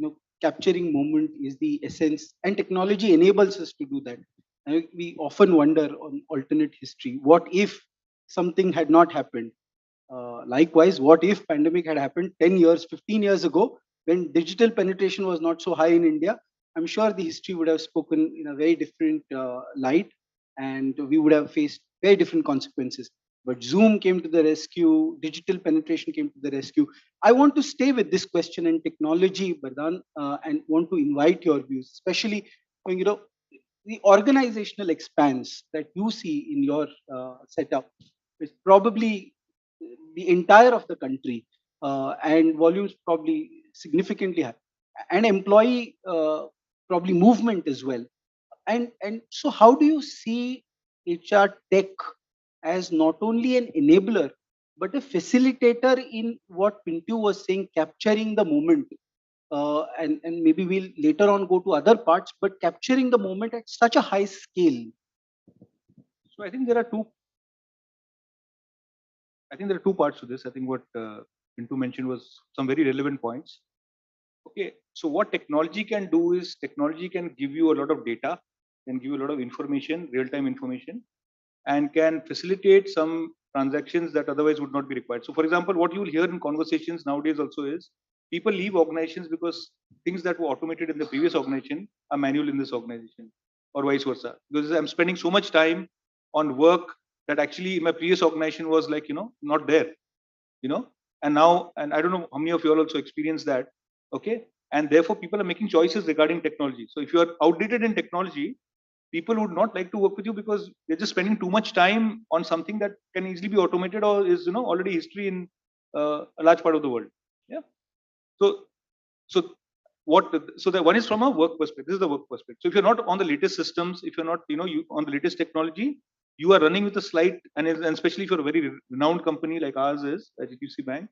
Okay, you are already running at you'll be running at a kind of a second thing. People don't want to also join you because if you're not on, see, for example, for technology people, they want to be on the latest technology, right? Because otherwise they'll become obsolete, right? So even the opportunities that the organization has to offer people is that they are working on cutting edge stuff, and they're driving change rather than being at some end of the value chain, that therefore does not make sense to them. So that is very important.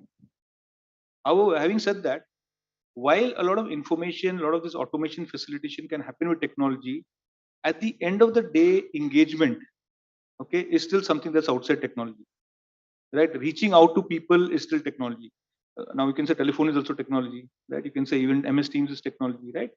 But still, that element of engaging with people, and the other part that happens is they can even reverse tell your grievances to you, right? Much more efficiently than earlier. And especially when we are so far reached in various, tier 3 cities, tier 4 cities, our reaches, in rural India, everywhere, right? Technology gives you an opportunity to reach out. Okay. And because of the, this simple thing like MS Teams, it has given, otherwise a person would have to travel to branches, and especially Northeast. If anyone of you have traveled Northeast, to go from point A to point B would take you a day, right? Or by day I mean 8 hours at least, right?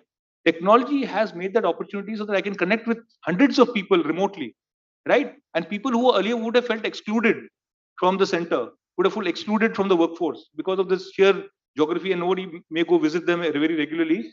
Now they found a voice, and you can kind of reach out to them, understand their issues, and kind of address them, right? So from a communication point of view, technology has been fantastic. You can reach out. From an engagement point of view, it has again enabled you to engage. But however, the intent to engage, the intent to capture and act on what people are telling you is something still outside technology, right? And also obviously automation and having better processes and systems is something that I think all of us and that can be a competitive advantage or a disadvantage if you adopt it or don't adopt it. Yeah. I think staying with the element of sentiment and engagement, I think one element that technology is enabling us is to perhaps to potentially do dipstick measures of sentiment, maybe 30, 60, 90 days of new joiners, and through that figure out what is the predictive analysis on whether someone's going to stay, grow, what's the sentiment, engagement, and be able to find what the engagement across businesses or geographies are after certain milestones, and there are lots that technology can do. I think it just opens a lot of doors. But staying with the point of talent, the no matter how much technology is aiding new age industry, I think there's nothing that is replacing the human contact, the ability to engage with customers and your relationship manager or various other things. It doesn't have to be banking, but for that matter, any industry. And maybe perhaps I'll direct the question starting with you, Pintu.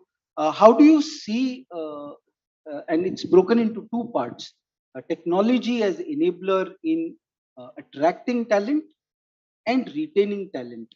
I think those are two elements. If you can very briefly share some thoughts of what next is there out there.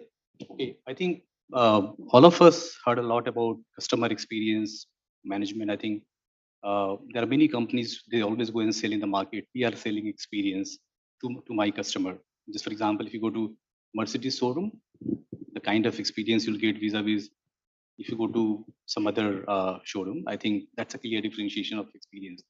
Similarly, how do you ensure that you're able to give the experience to your employee, not just before joining and when they are candidate? So the moment you give them the offer letter till the time you engage them, till they join, that entire experience, how do you capture that as part of your experience management, candidate experience management process is one area to touch upon. Second, how do you ensure that once they're joining in, you make them succeed? So there are two real-time example I will share that what we practice in our business.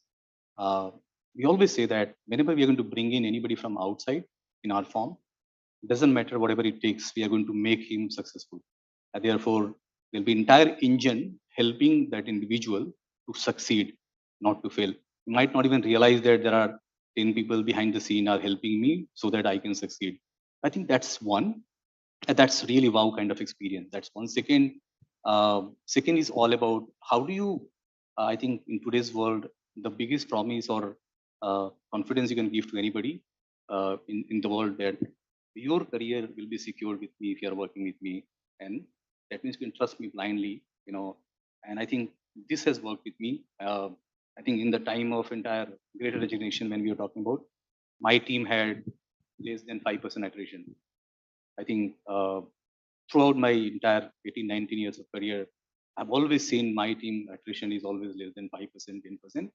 I think there are 2, 3 reasons. One, I think one is to give the confidence to your team that your career is 100% secure with me. I think that's one. Second, you ensure that it's just not that talk, but you also exercise that as part of your entire life cycle, day-to-day life. That is one. Second part is always always treat them like a human. I mean, I always believe in a philosophy where I say the way I'm expecting me to be treated by my boss, I should treat my team in the same way.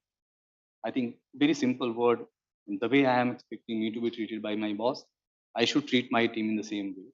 if you just practice this as part of your life, I think this entire retentions, iterations, EVP, these all are smaller things, but play a very significant role to ensure that your EVP is very strong. Now, from technological perspective, today we are living in the world where the way I said, pre-joining and post-joining, technology play a very big role. There are many ERPs. I think we have Vijay, he runs, Jink HR. There are SAP, Oracle, Workday. There are many applications in ERP space. It takes care of end-to-end life cycle of any employee. It's automated. It's completely self-service driven. It's completely taking care of all smaller moments. For example, once you roll out the offer letter, how do you engage candidate when he or she is serving notice period through technology intervention by sending them mailer, by wishing them the birthday, inviting them for some collaborations and all those sessions. Obviously, this all can happen through technology, and these all can be managed. If you're able to take care of these two areas, obviously once before joining and after joining, retentions for any employee will be taken care of by default. This play a very significant role in EVP and overall employee or candidate experience. And would you have any other views or additions that you want to make? No, so I think see from a technology standpoint, when you talk about scale, right? So I think from a scale perspective, technology is the only way you can. Yeah. Okay, because it is impossible that you can manage lakhs and lakhs of people without thousands and thousands of people without leveraging technology, right? However, I think what happens is technology. Many people also have a misunderstanding that technology will give you the solution, right? Your decision-making capability, your capability to identify the right competencies, your ability to take the right difficult calls for the organization, have difficult conversations with people for development, that cannot be replaced by technology. So many people, I find in my journey, I've seen is people think just get a technology and everything gets sorted out. That's not going to sort it out. Okay, technology is only a means. It's only a place where maybe you can deal with data better, you can deal with process flows better, you can have better governance and better controls, but it doesn't take away the human side of decision making, human side of identifying what skills are important for you. It doesn't take away what skills you'll assess people on, and the people decisions, the difficult and tough decisions that you'll take on people, in this entire journey of talent management. Because many people want to outsource it to technology, but technology is not going to, kind of technology will be of great help in, kind of facilitating this entire process for you and providing the platform, and that's very important because the larger you get, the more such technology will require to just manage data, manage information, etc. Right? But the issues regarding decision making, regarding your skill sets, etc., that all come from outside the system. One other element that I think is worthwhile when we're just exploring elements of attracting talent and retaining is, so often we think retaining is only about when people are with us. Sometimes it is also possible that people come back to us. The people who were really good, but wanted to take a break, or the journeys did not have a future, but then opportunities come up. Like consulting companies do that very well. They have a very active connect with the alumni network. Of course, there's the interest that that is there. But I think one element that technology is supporting all the industries is at a very minimal time and effort investment, being able to bring everyone together. And just like this NHRDN chapter is there, one is able to create that network, whether it's on LinkedIn or whether it's on with some social network or even your own network, emailers, etc., and bring the community together and create a captive talent pool that can offer opportunities to people. And the opportunities are amazing as we kind of go through it. I just am conscious and of just to add on. For example, let's look at the scenario when the moment the way we say we are going to measure employees' performance, can we also measure employees' happiness every day? And all the CXOs, if they have their dashboard in front of them every morning and say, how my happiness parameters look like as part of my department, is it possible through technology? Answer is yes. That can be built upon technology, and CXO or all the departments said, all the managers, they can see how the happiness looks like for the employee. And what are the potential risks? For example, if somebody in my team is not engaged, not connected, you can always act upon and take corrective action. I think this is the power of technology, and if you use that wisely, retentions, overall, entire employee experience, engagement can be taken care of, to the large extent. No, I completely agree.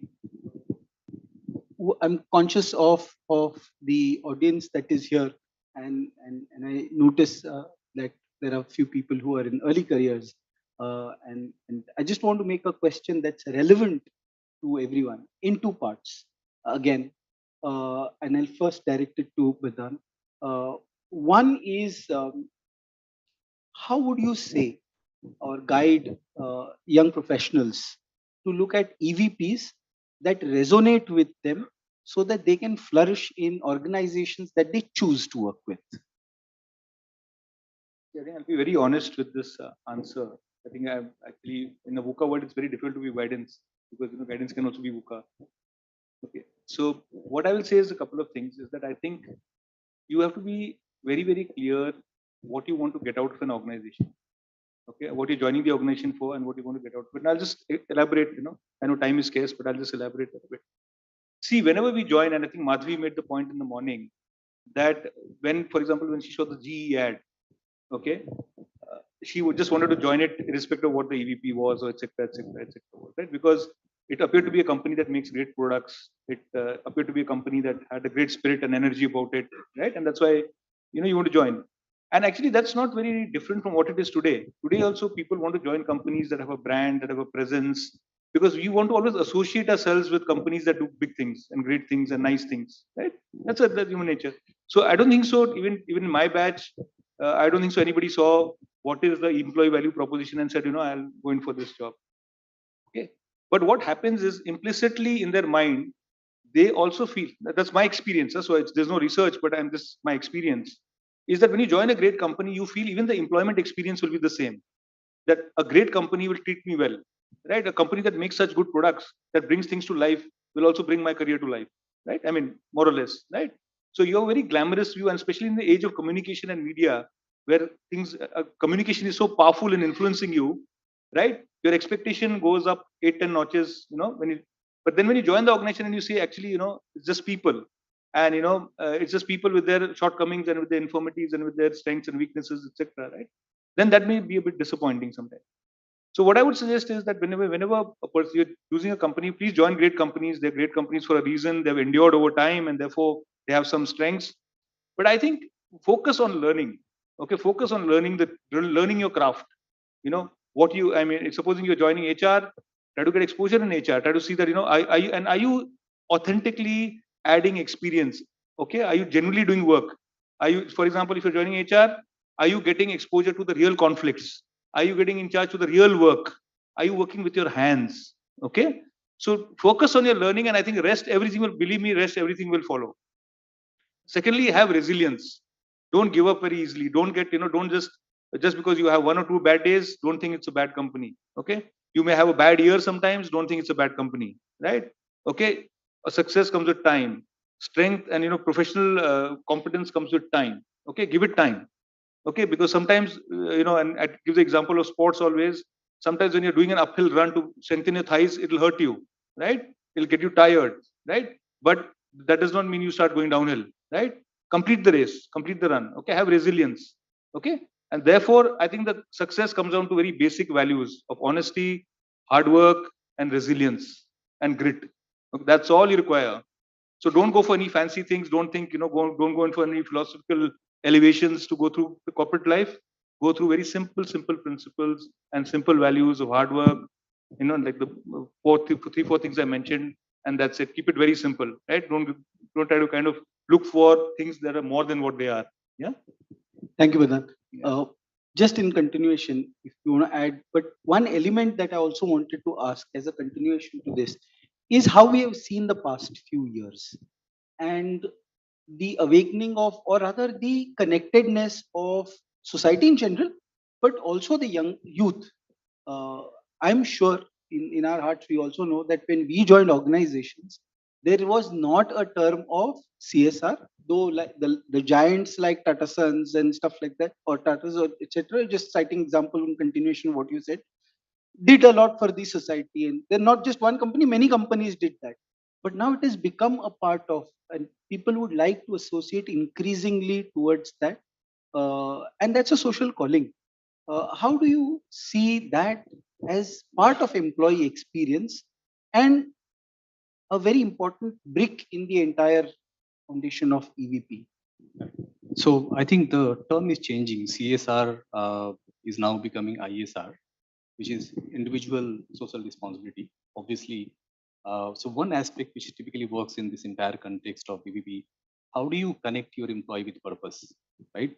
If you can just connect their day-to-day life with a purpose, and I think if they can understand that whatever work they are doing, that is really making an impact in their life, in professional career, with the client with whom they are working in, I think there'll be motivational aspects covered as part of this entire EVP perspective, if I per se. So this is point one. Point two, from I think one suggestion you asked, I think this was the question I just wanted to add, in this point. If you look, few suggestions if I just give, obviously, suggestions always vary from which generation we are talking about. I think we are talking about Gen Zs, millennials, and I think in today's world there are 4 generations working, in any company, right? And obviously, each one has different aspirations. So obviously, when we started our career, for us was, I mean, the learning was more important than anything. I still always use the same phrase: don't get behind money. Just build your career, learn, try to go through whatever obstacles you go through as part of your regular job. That all will teach you something new. Don't hide behind comfort, right? And if you can go through all this journey, that will make you a better person every day. And obviously, I think 3 idiots dialogue, your excellence will follow the money. I mean, obviously, I think this is real true in the life. So this is point one. See, question, I just forget it. The element of CSR, I think you Yeah, answered yeah, that in terms of individual responsibility. So individual responsibility, I will only say, I mean, while we all talk about corporate social responsibility, I think it was an old term. It's still being practiced, but eventually it's individual. How can we, while company does whatever responsibility socially we have, but how can we connect that to individual so that we say, I mean, I think in the morning session we were talking about motivation point for any individual, right? If you can connect that purpose of company to individual, I think outcome will be wonderful. I think I don't know how many of you all will agree, but stronger the brand value of the company in the market, organization point of view, the greater the pressure on that organization to ensure that that the EVP, so as to say, the elements of EVP are kind of maintained, and the promise that the brand promises is kept and maintained. So that's just this thing I just wanted to add to what you said. This topic is an eternal one, and if you hand 3 mics to people who generally love their voices, then it will go on for a long time. But I think I want to bring this with a genuine consideration for the wisdom that both of you have shared, and Mr. Vijayan as well. As final comments, as one distilling comment, as EX is an important element of EVP, if you can share one liner that you have. I'll just say one thing, that don't get too lost in the nomenclatures of EVP, etc. Just focus on simple principles and ensure that people who are responsible for people management in your organization, starting from the frontline managers, supervisors, have the rigor to ensure that all the promises you're making to candidates, to employees, etc., are maintained. That is EVP, right? The rest all is talk, presentation, initiatives, all that. The rest is when the last mile of managers is living up to those principles that the organization stands for, is respecting the subordinate, is welcoming, creating a welcoming organization to the team. So EVP is team based. What is the EVP of the smallest team in your organization is the EVP of the organization. Yes. Yeah. So I think that's one thing that I would just like to leave everybody with that thought. Yeah. Thank you so much. Making it simple is the key mantra. Okay, so if I talk from all managers' perspective, I think my only suggestion would be you always see your success in your team success. I think the moment you'll realize this, that this is my team. If they will succeed, I will succeed. Obviously, I think this entire EVP will come into picture. That's one. Second is how do you treat them like your, I mean, it's a very bad word, but how do you treat them like your own child? right? And the way you treat your child, they make mistakes. They may be, difficult at some point of time. They may be, nice to you some point of time, but still you never give up, saying that he's my child, I will take care of that individual. You have to treat your employee and team member in the same way. Of course, you can't call them child, but you have to treat them like, in the same manner. And if you can take care of them like a human, I think that's the biggest EVP or biggest brand value anyone can leave being a man. Well, I would say that there are two things. I think technology and using every tool at our disposal is one element that is a foregone conclusion. But I'll stick to exactly what both of them said. One is the simplicity, second is the ownership and honesty. And if I was to leave back one word that the future holds for all people managers, non-people managers who are working with other teams and everyone, is people sustainability. How do we sustain everyone's motivation? And that is through honesty, integrity, and ensuring that we don't lose track of our own moral compass in the pressures that we have to deal with, both organizational and people's. I would say that is living up employee experience, no matter what your EVP is. Thank you, everyone. Thank you. Thank you. We'd like to open to the audience now. If you have any questions, anybody?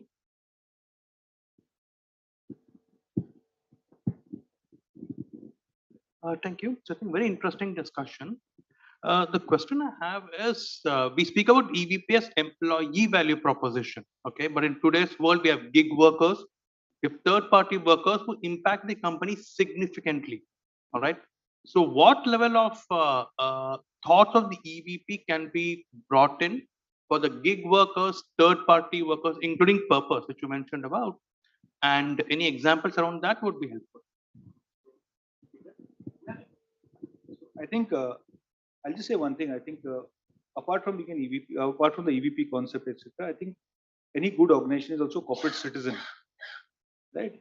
So being a corporate citizen, you have basically, responsibilities towards society at large. So if you are hiring vendors, okay, are you paying them on time? Are you, or do you have a 6 months delay when they raise a bill? Do you have 6 months delay despite them having delivered the work, right?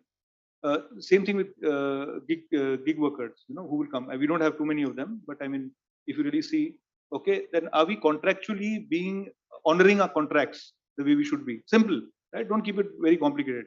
They're delivering something for you. You're clear on what they have to give you outcomes.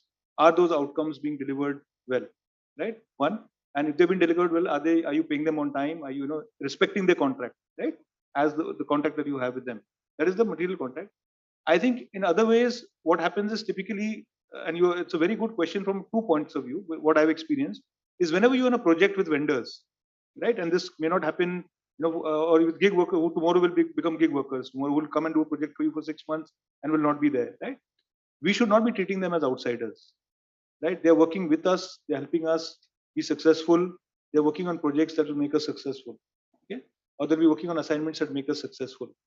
So I think the first thing that, and it always happens, I don't know, many of you would have worked with vendors, I have worked extensively with vendors in IT projects. There's a tendency to treat them as just contractual in the sense that we have a contract with you and boss, you are someone else and we are someone else and you better deliver to this. When projects become successful is when you treat them as part of you, part of your team, right? And then you collaborate with them in such a way that you don't make them feel that they are just, they're not your, say employees is a strong word, but you are with them and they are with you. When you become very inclusive in that environment, right? Then even they will be a well-wisher for you because they'll say for example, in my case, HUC Bank, we work with them in a project, fantastic people, sincere people, hardworking people, they kind of, work with us. They ensure that we also got successful, in the project. They made life easy for us while delivering the project. So these are the things I think we need to look at and especially it's a very good question because more and more as this thing happen, right? More and more these skills of collaboration, of not, of getting away from the fact that just because a person is not a permanent employee with me is not actually my partner in progress, right? Is something that has to be done away with, right? And we have to look at more collaborative approach with all these people because at the end of the day, the task is most important. The project is most important. Tomorrow I could be working in a project with Pintu, who's from Deloitte. I could say, Deloitte, this is my contract now. I expect you to deliver, but he will fail, and I will also fail, right?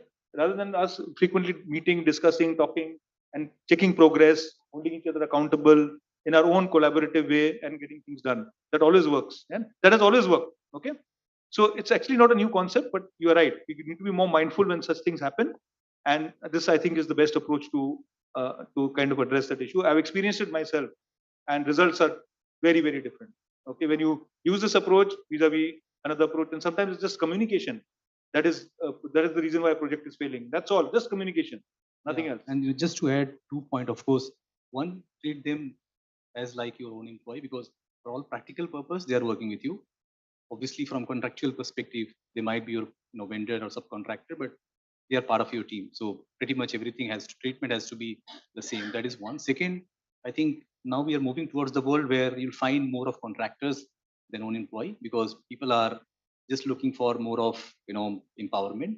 So I think the world is moving towards where you have to look at really outcome rather than 9 to 5 kind of job.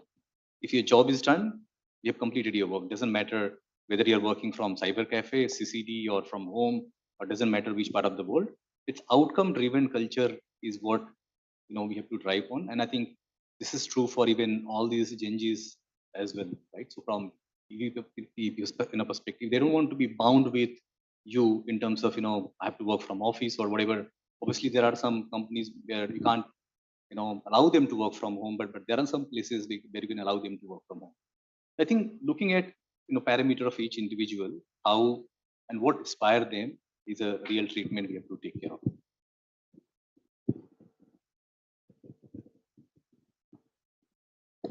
Hi, good evening. This is Senthil from HDFC Live. A lot of insights came through all 4 of your discussion. One question out of the curiosity as an outcome of the discussion. Tough times were back to us during COVID, and tough times are ahead of us because of the constant layoffs and other things coming up. So what are the panelist views with respect to creating a differentiator for any organization due to a sustained EVP practice, even during such tough times? Are there any testimonials? What are your views on that? So it's brutally execution. Whatever you plan, I think in today's world, whenever you build any EVP, you have to ensure that on ground it is being executed, and keep that overall focus on that area. I think result will be there, because obviously we've gone through this crisis situation, and I think post crisis, one of the terms which is coming out very, focus area is well-being, mental health, right? So this has become like EVP, and I think the new EVP is how to tackle diversity, not in terms of gender, but I think diversity in terms of online, work from remote or work from office. So I think how do you tackle all this will be the real EVP as part of your day-to-day life cycle. So only the part is brutally execution, and one size doesn't fit to all. So you have to be always in the mode of planning, implementing, take feedback, make the changes, corrective action, again roll out that overall EVP option. I think so. You are always in continuous innovation mode. You can't say I have created one policy, one process I've rolled out. This will work. So that's the answer. I think I'll just be a bit very direct and very. I think all great organizations, right? You hear me? See, a lot of what you're saying, a mitigating factor is affordability, right?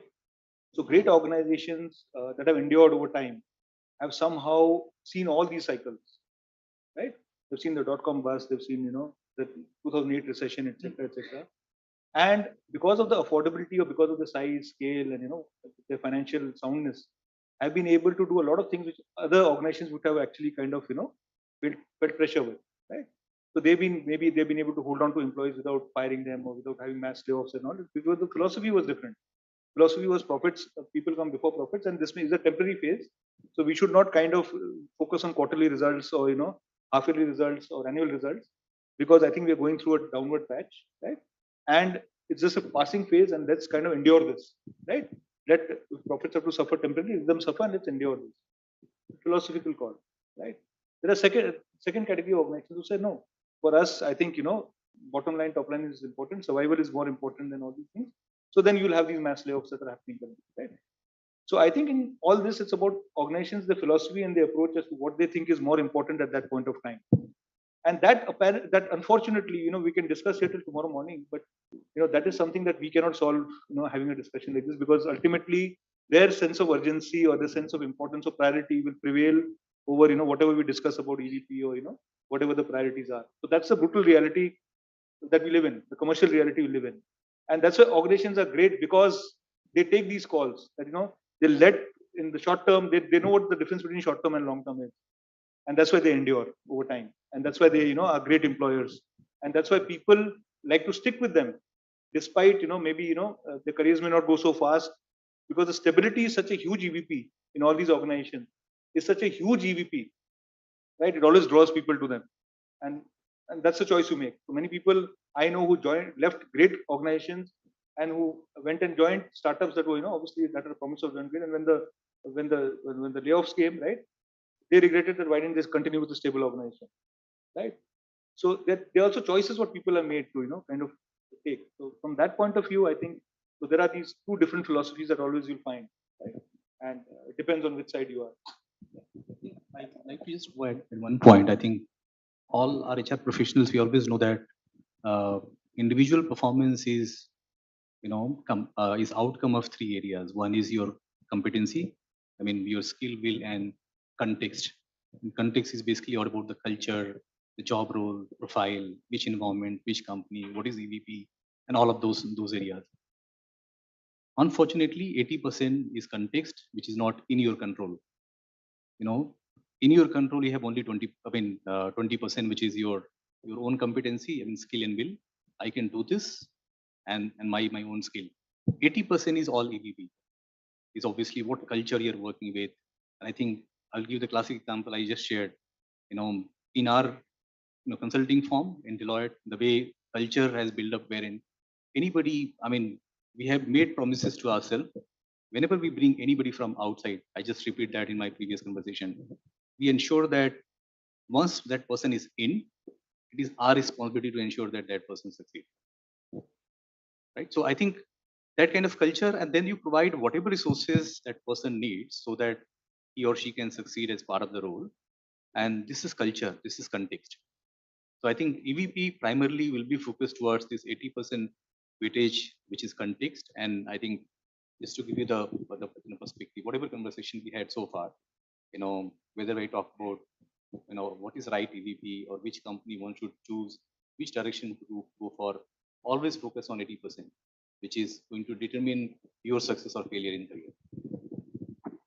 Thank you, sir. Thank you. We are not taking any more questions. Thank you. I'd like to invite Shalini ma'am to felicitate our guests.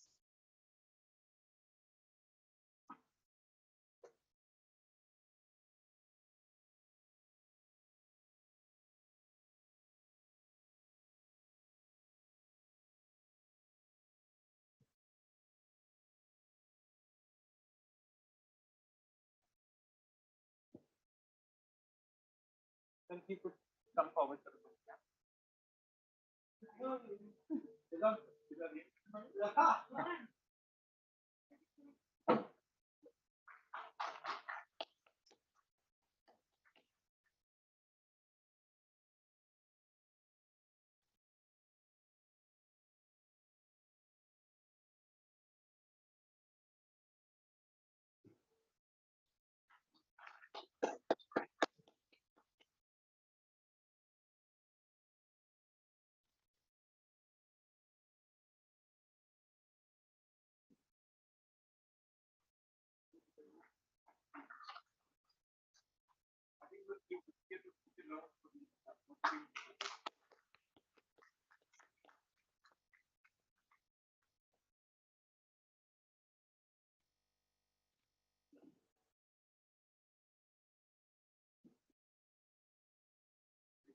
Thank you.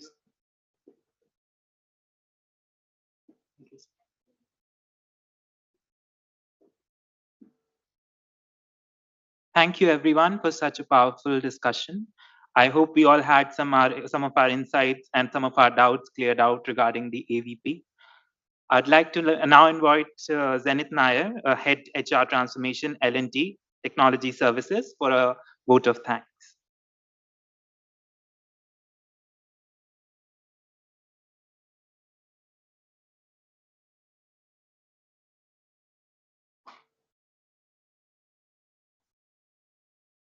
I think before I say thank you, such an enriching discussion that we have had, and such a deep rooted topic. I think doing justice in 30 minutes or in the last 2 hours, I can understand how difficult it would have been for the panel to come stand up from there, because it's such a mesmerizing topic that the moment you start talking about it, you want to speak more and more.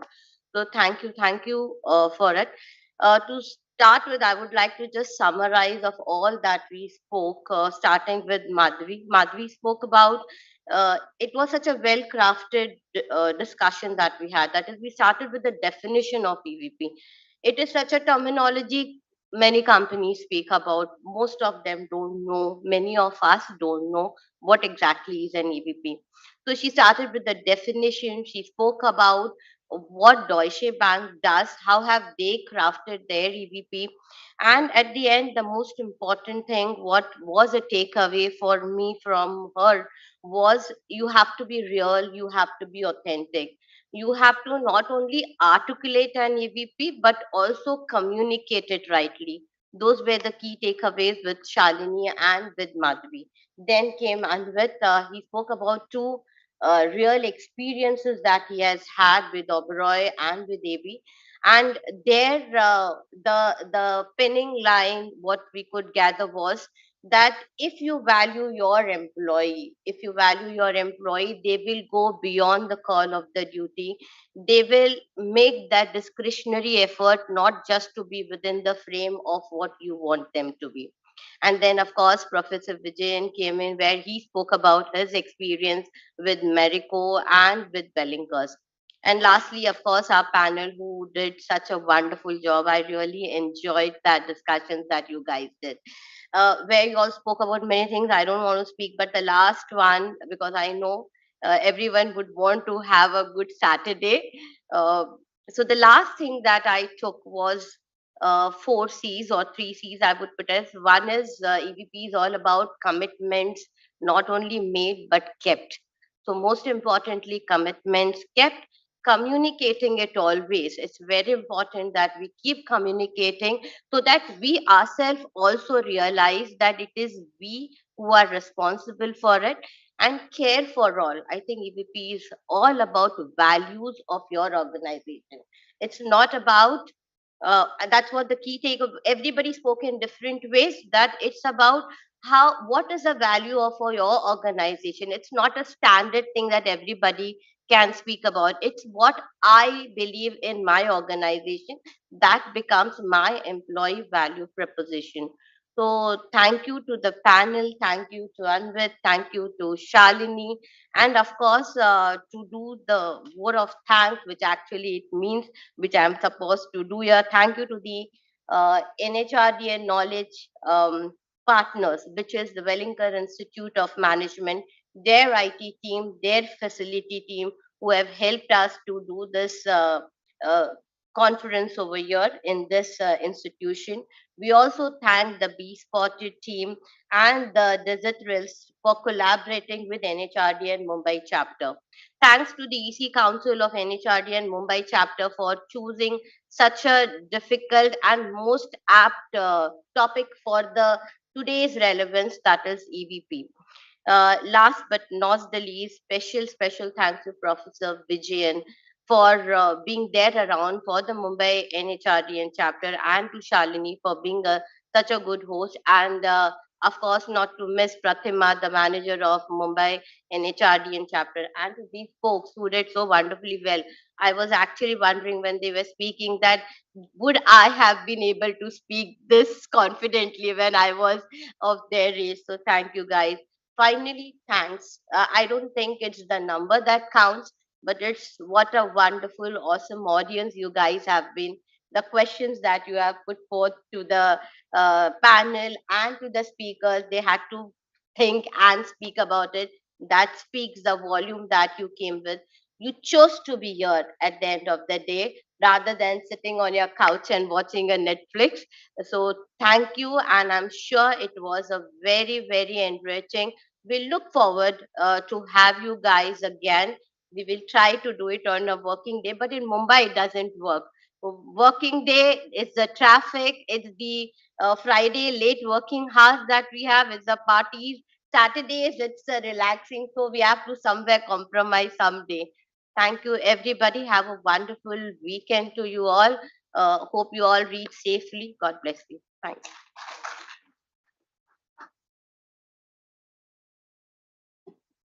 Ladies and gentlemen, I'm happy to announce that we have reached the last leg of our journey. We hope you had lots of learning and takeaways from here. And now, as a final ritual, we would be pleased if you could share your feedback using the QR code, which might just be on the screen now, right now. Thank you.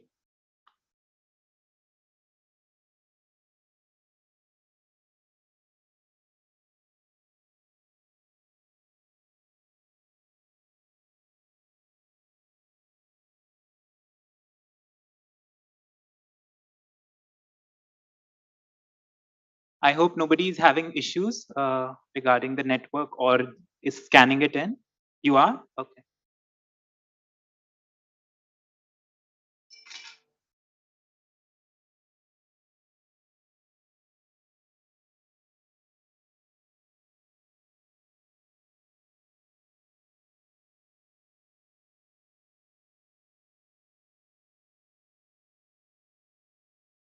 If anybody is having issues, we have scanned copies of it. We can give you those.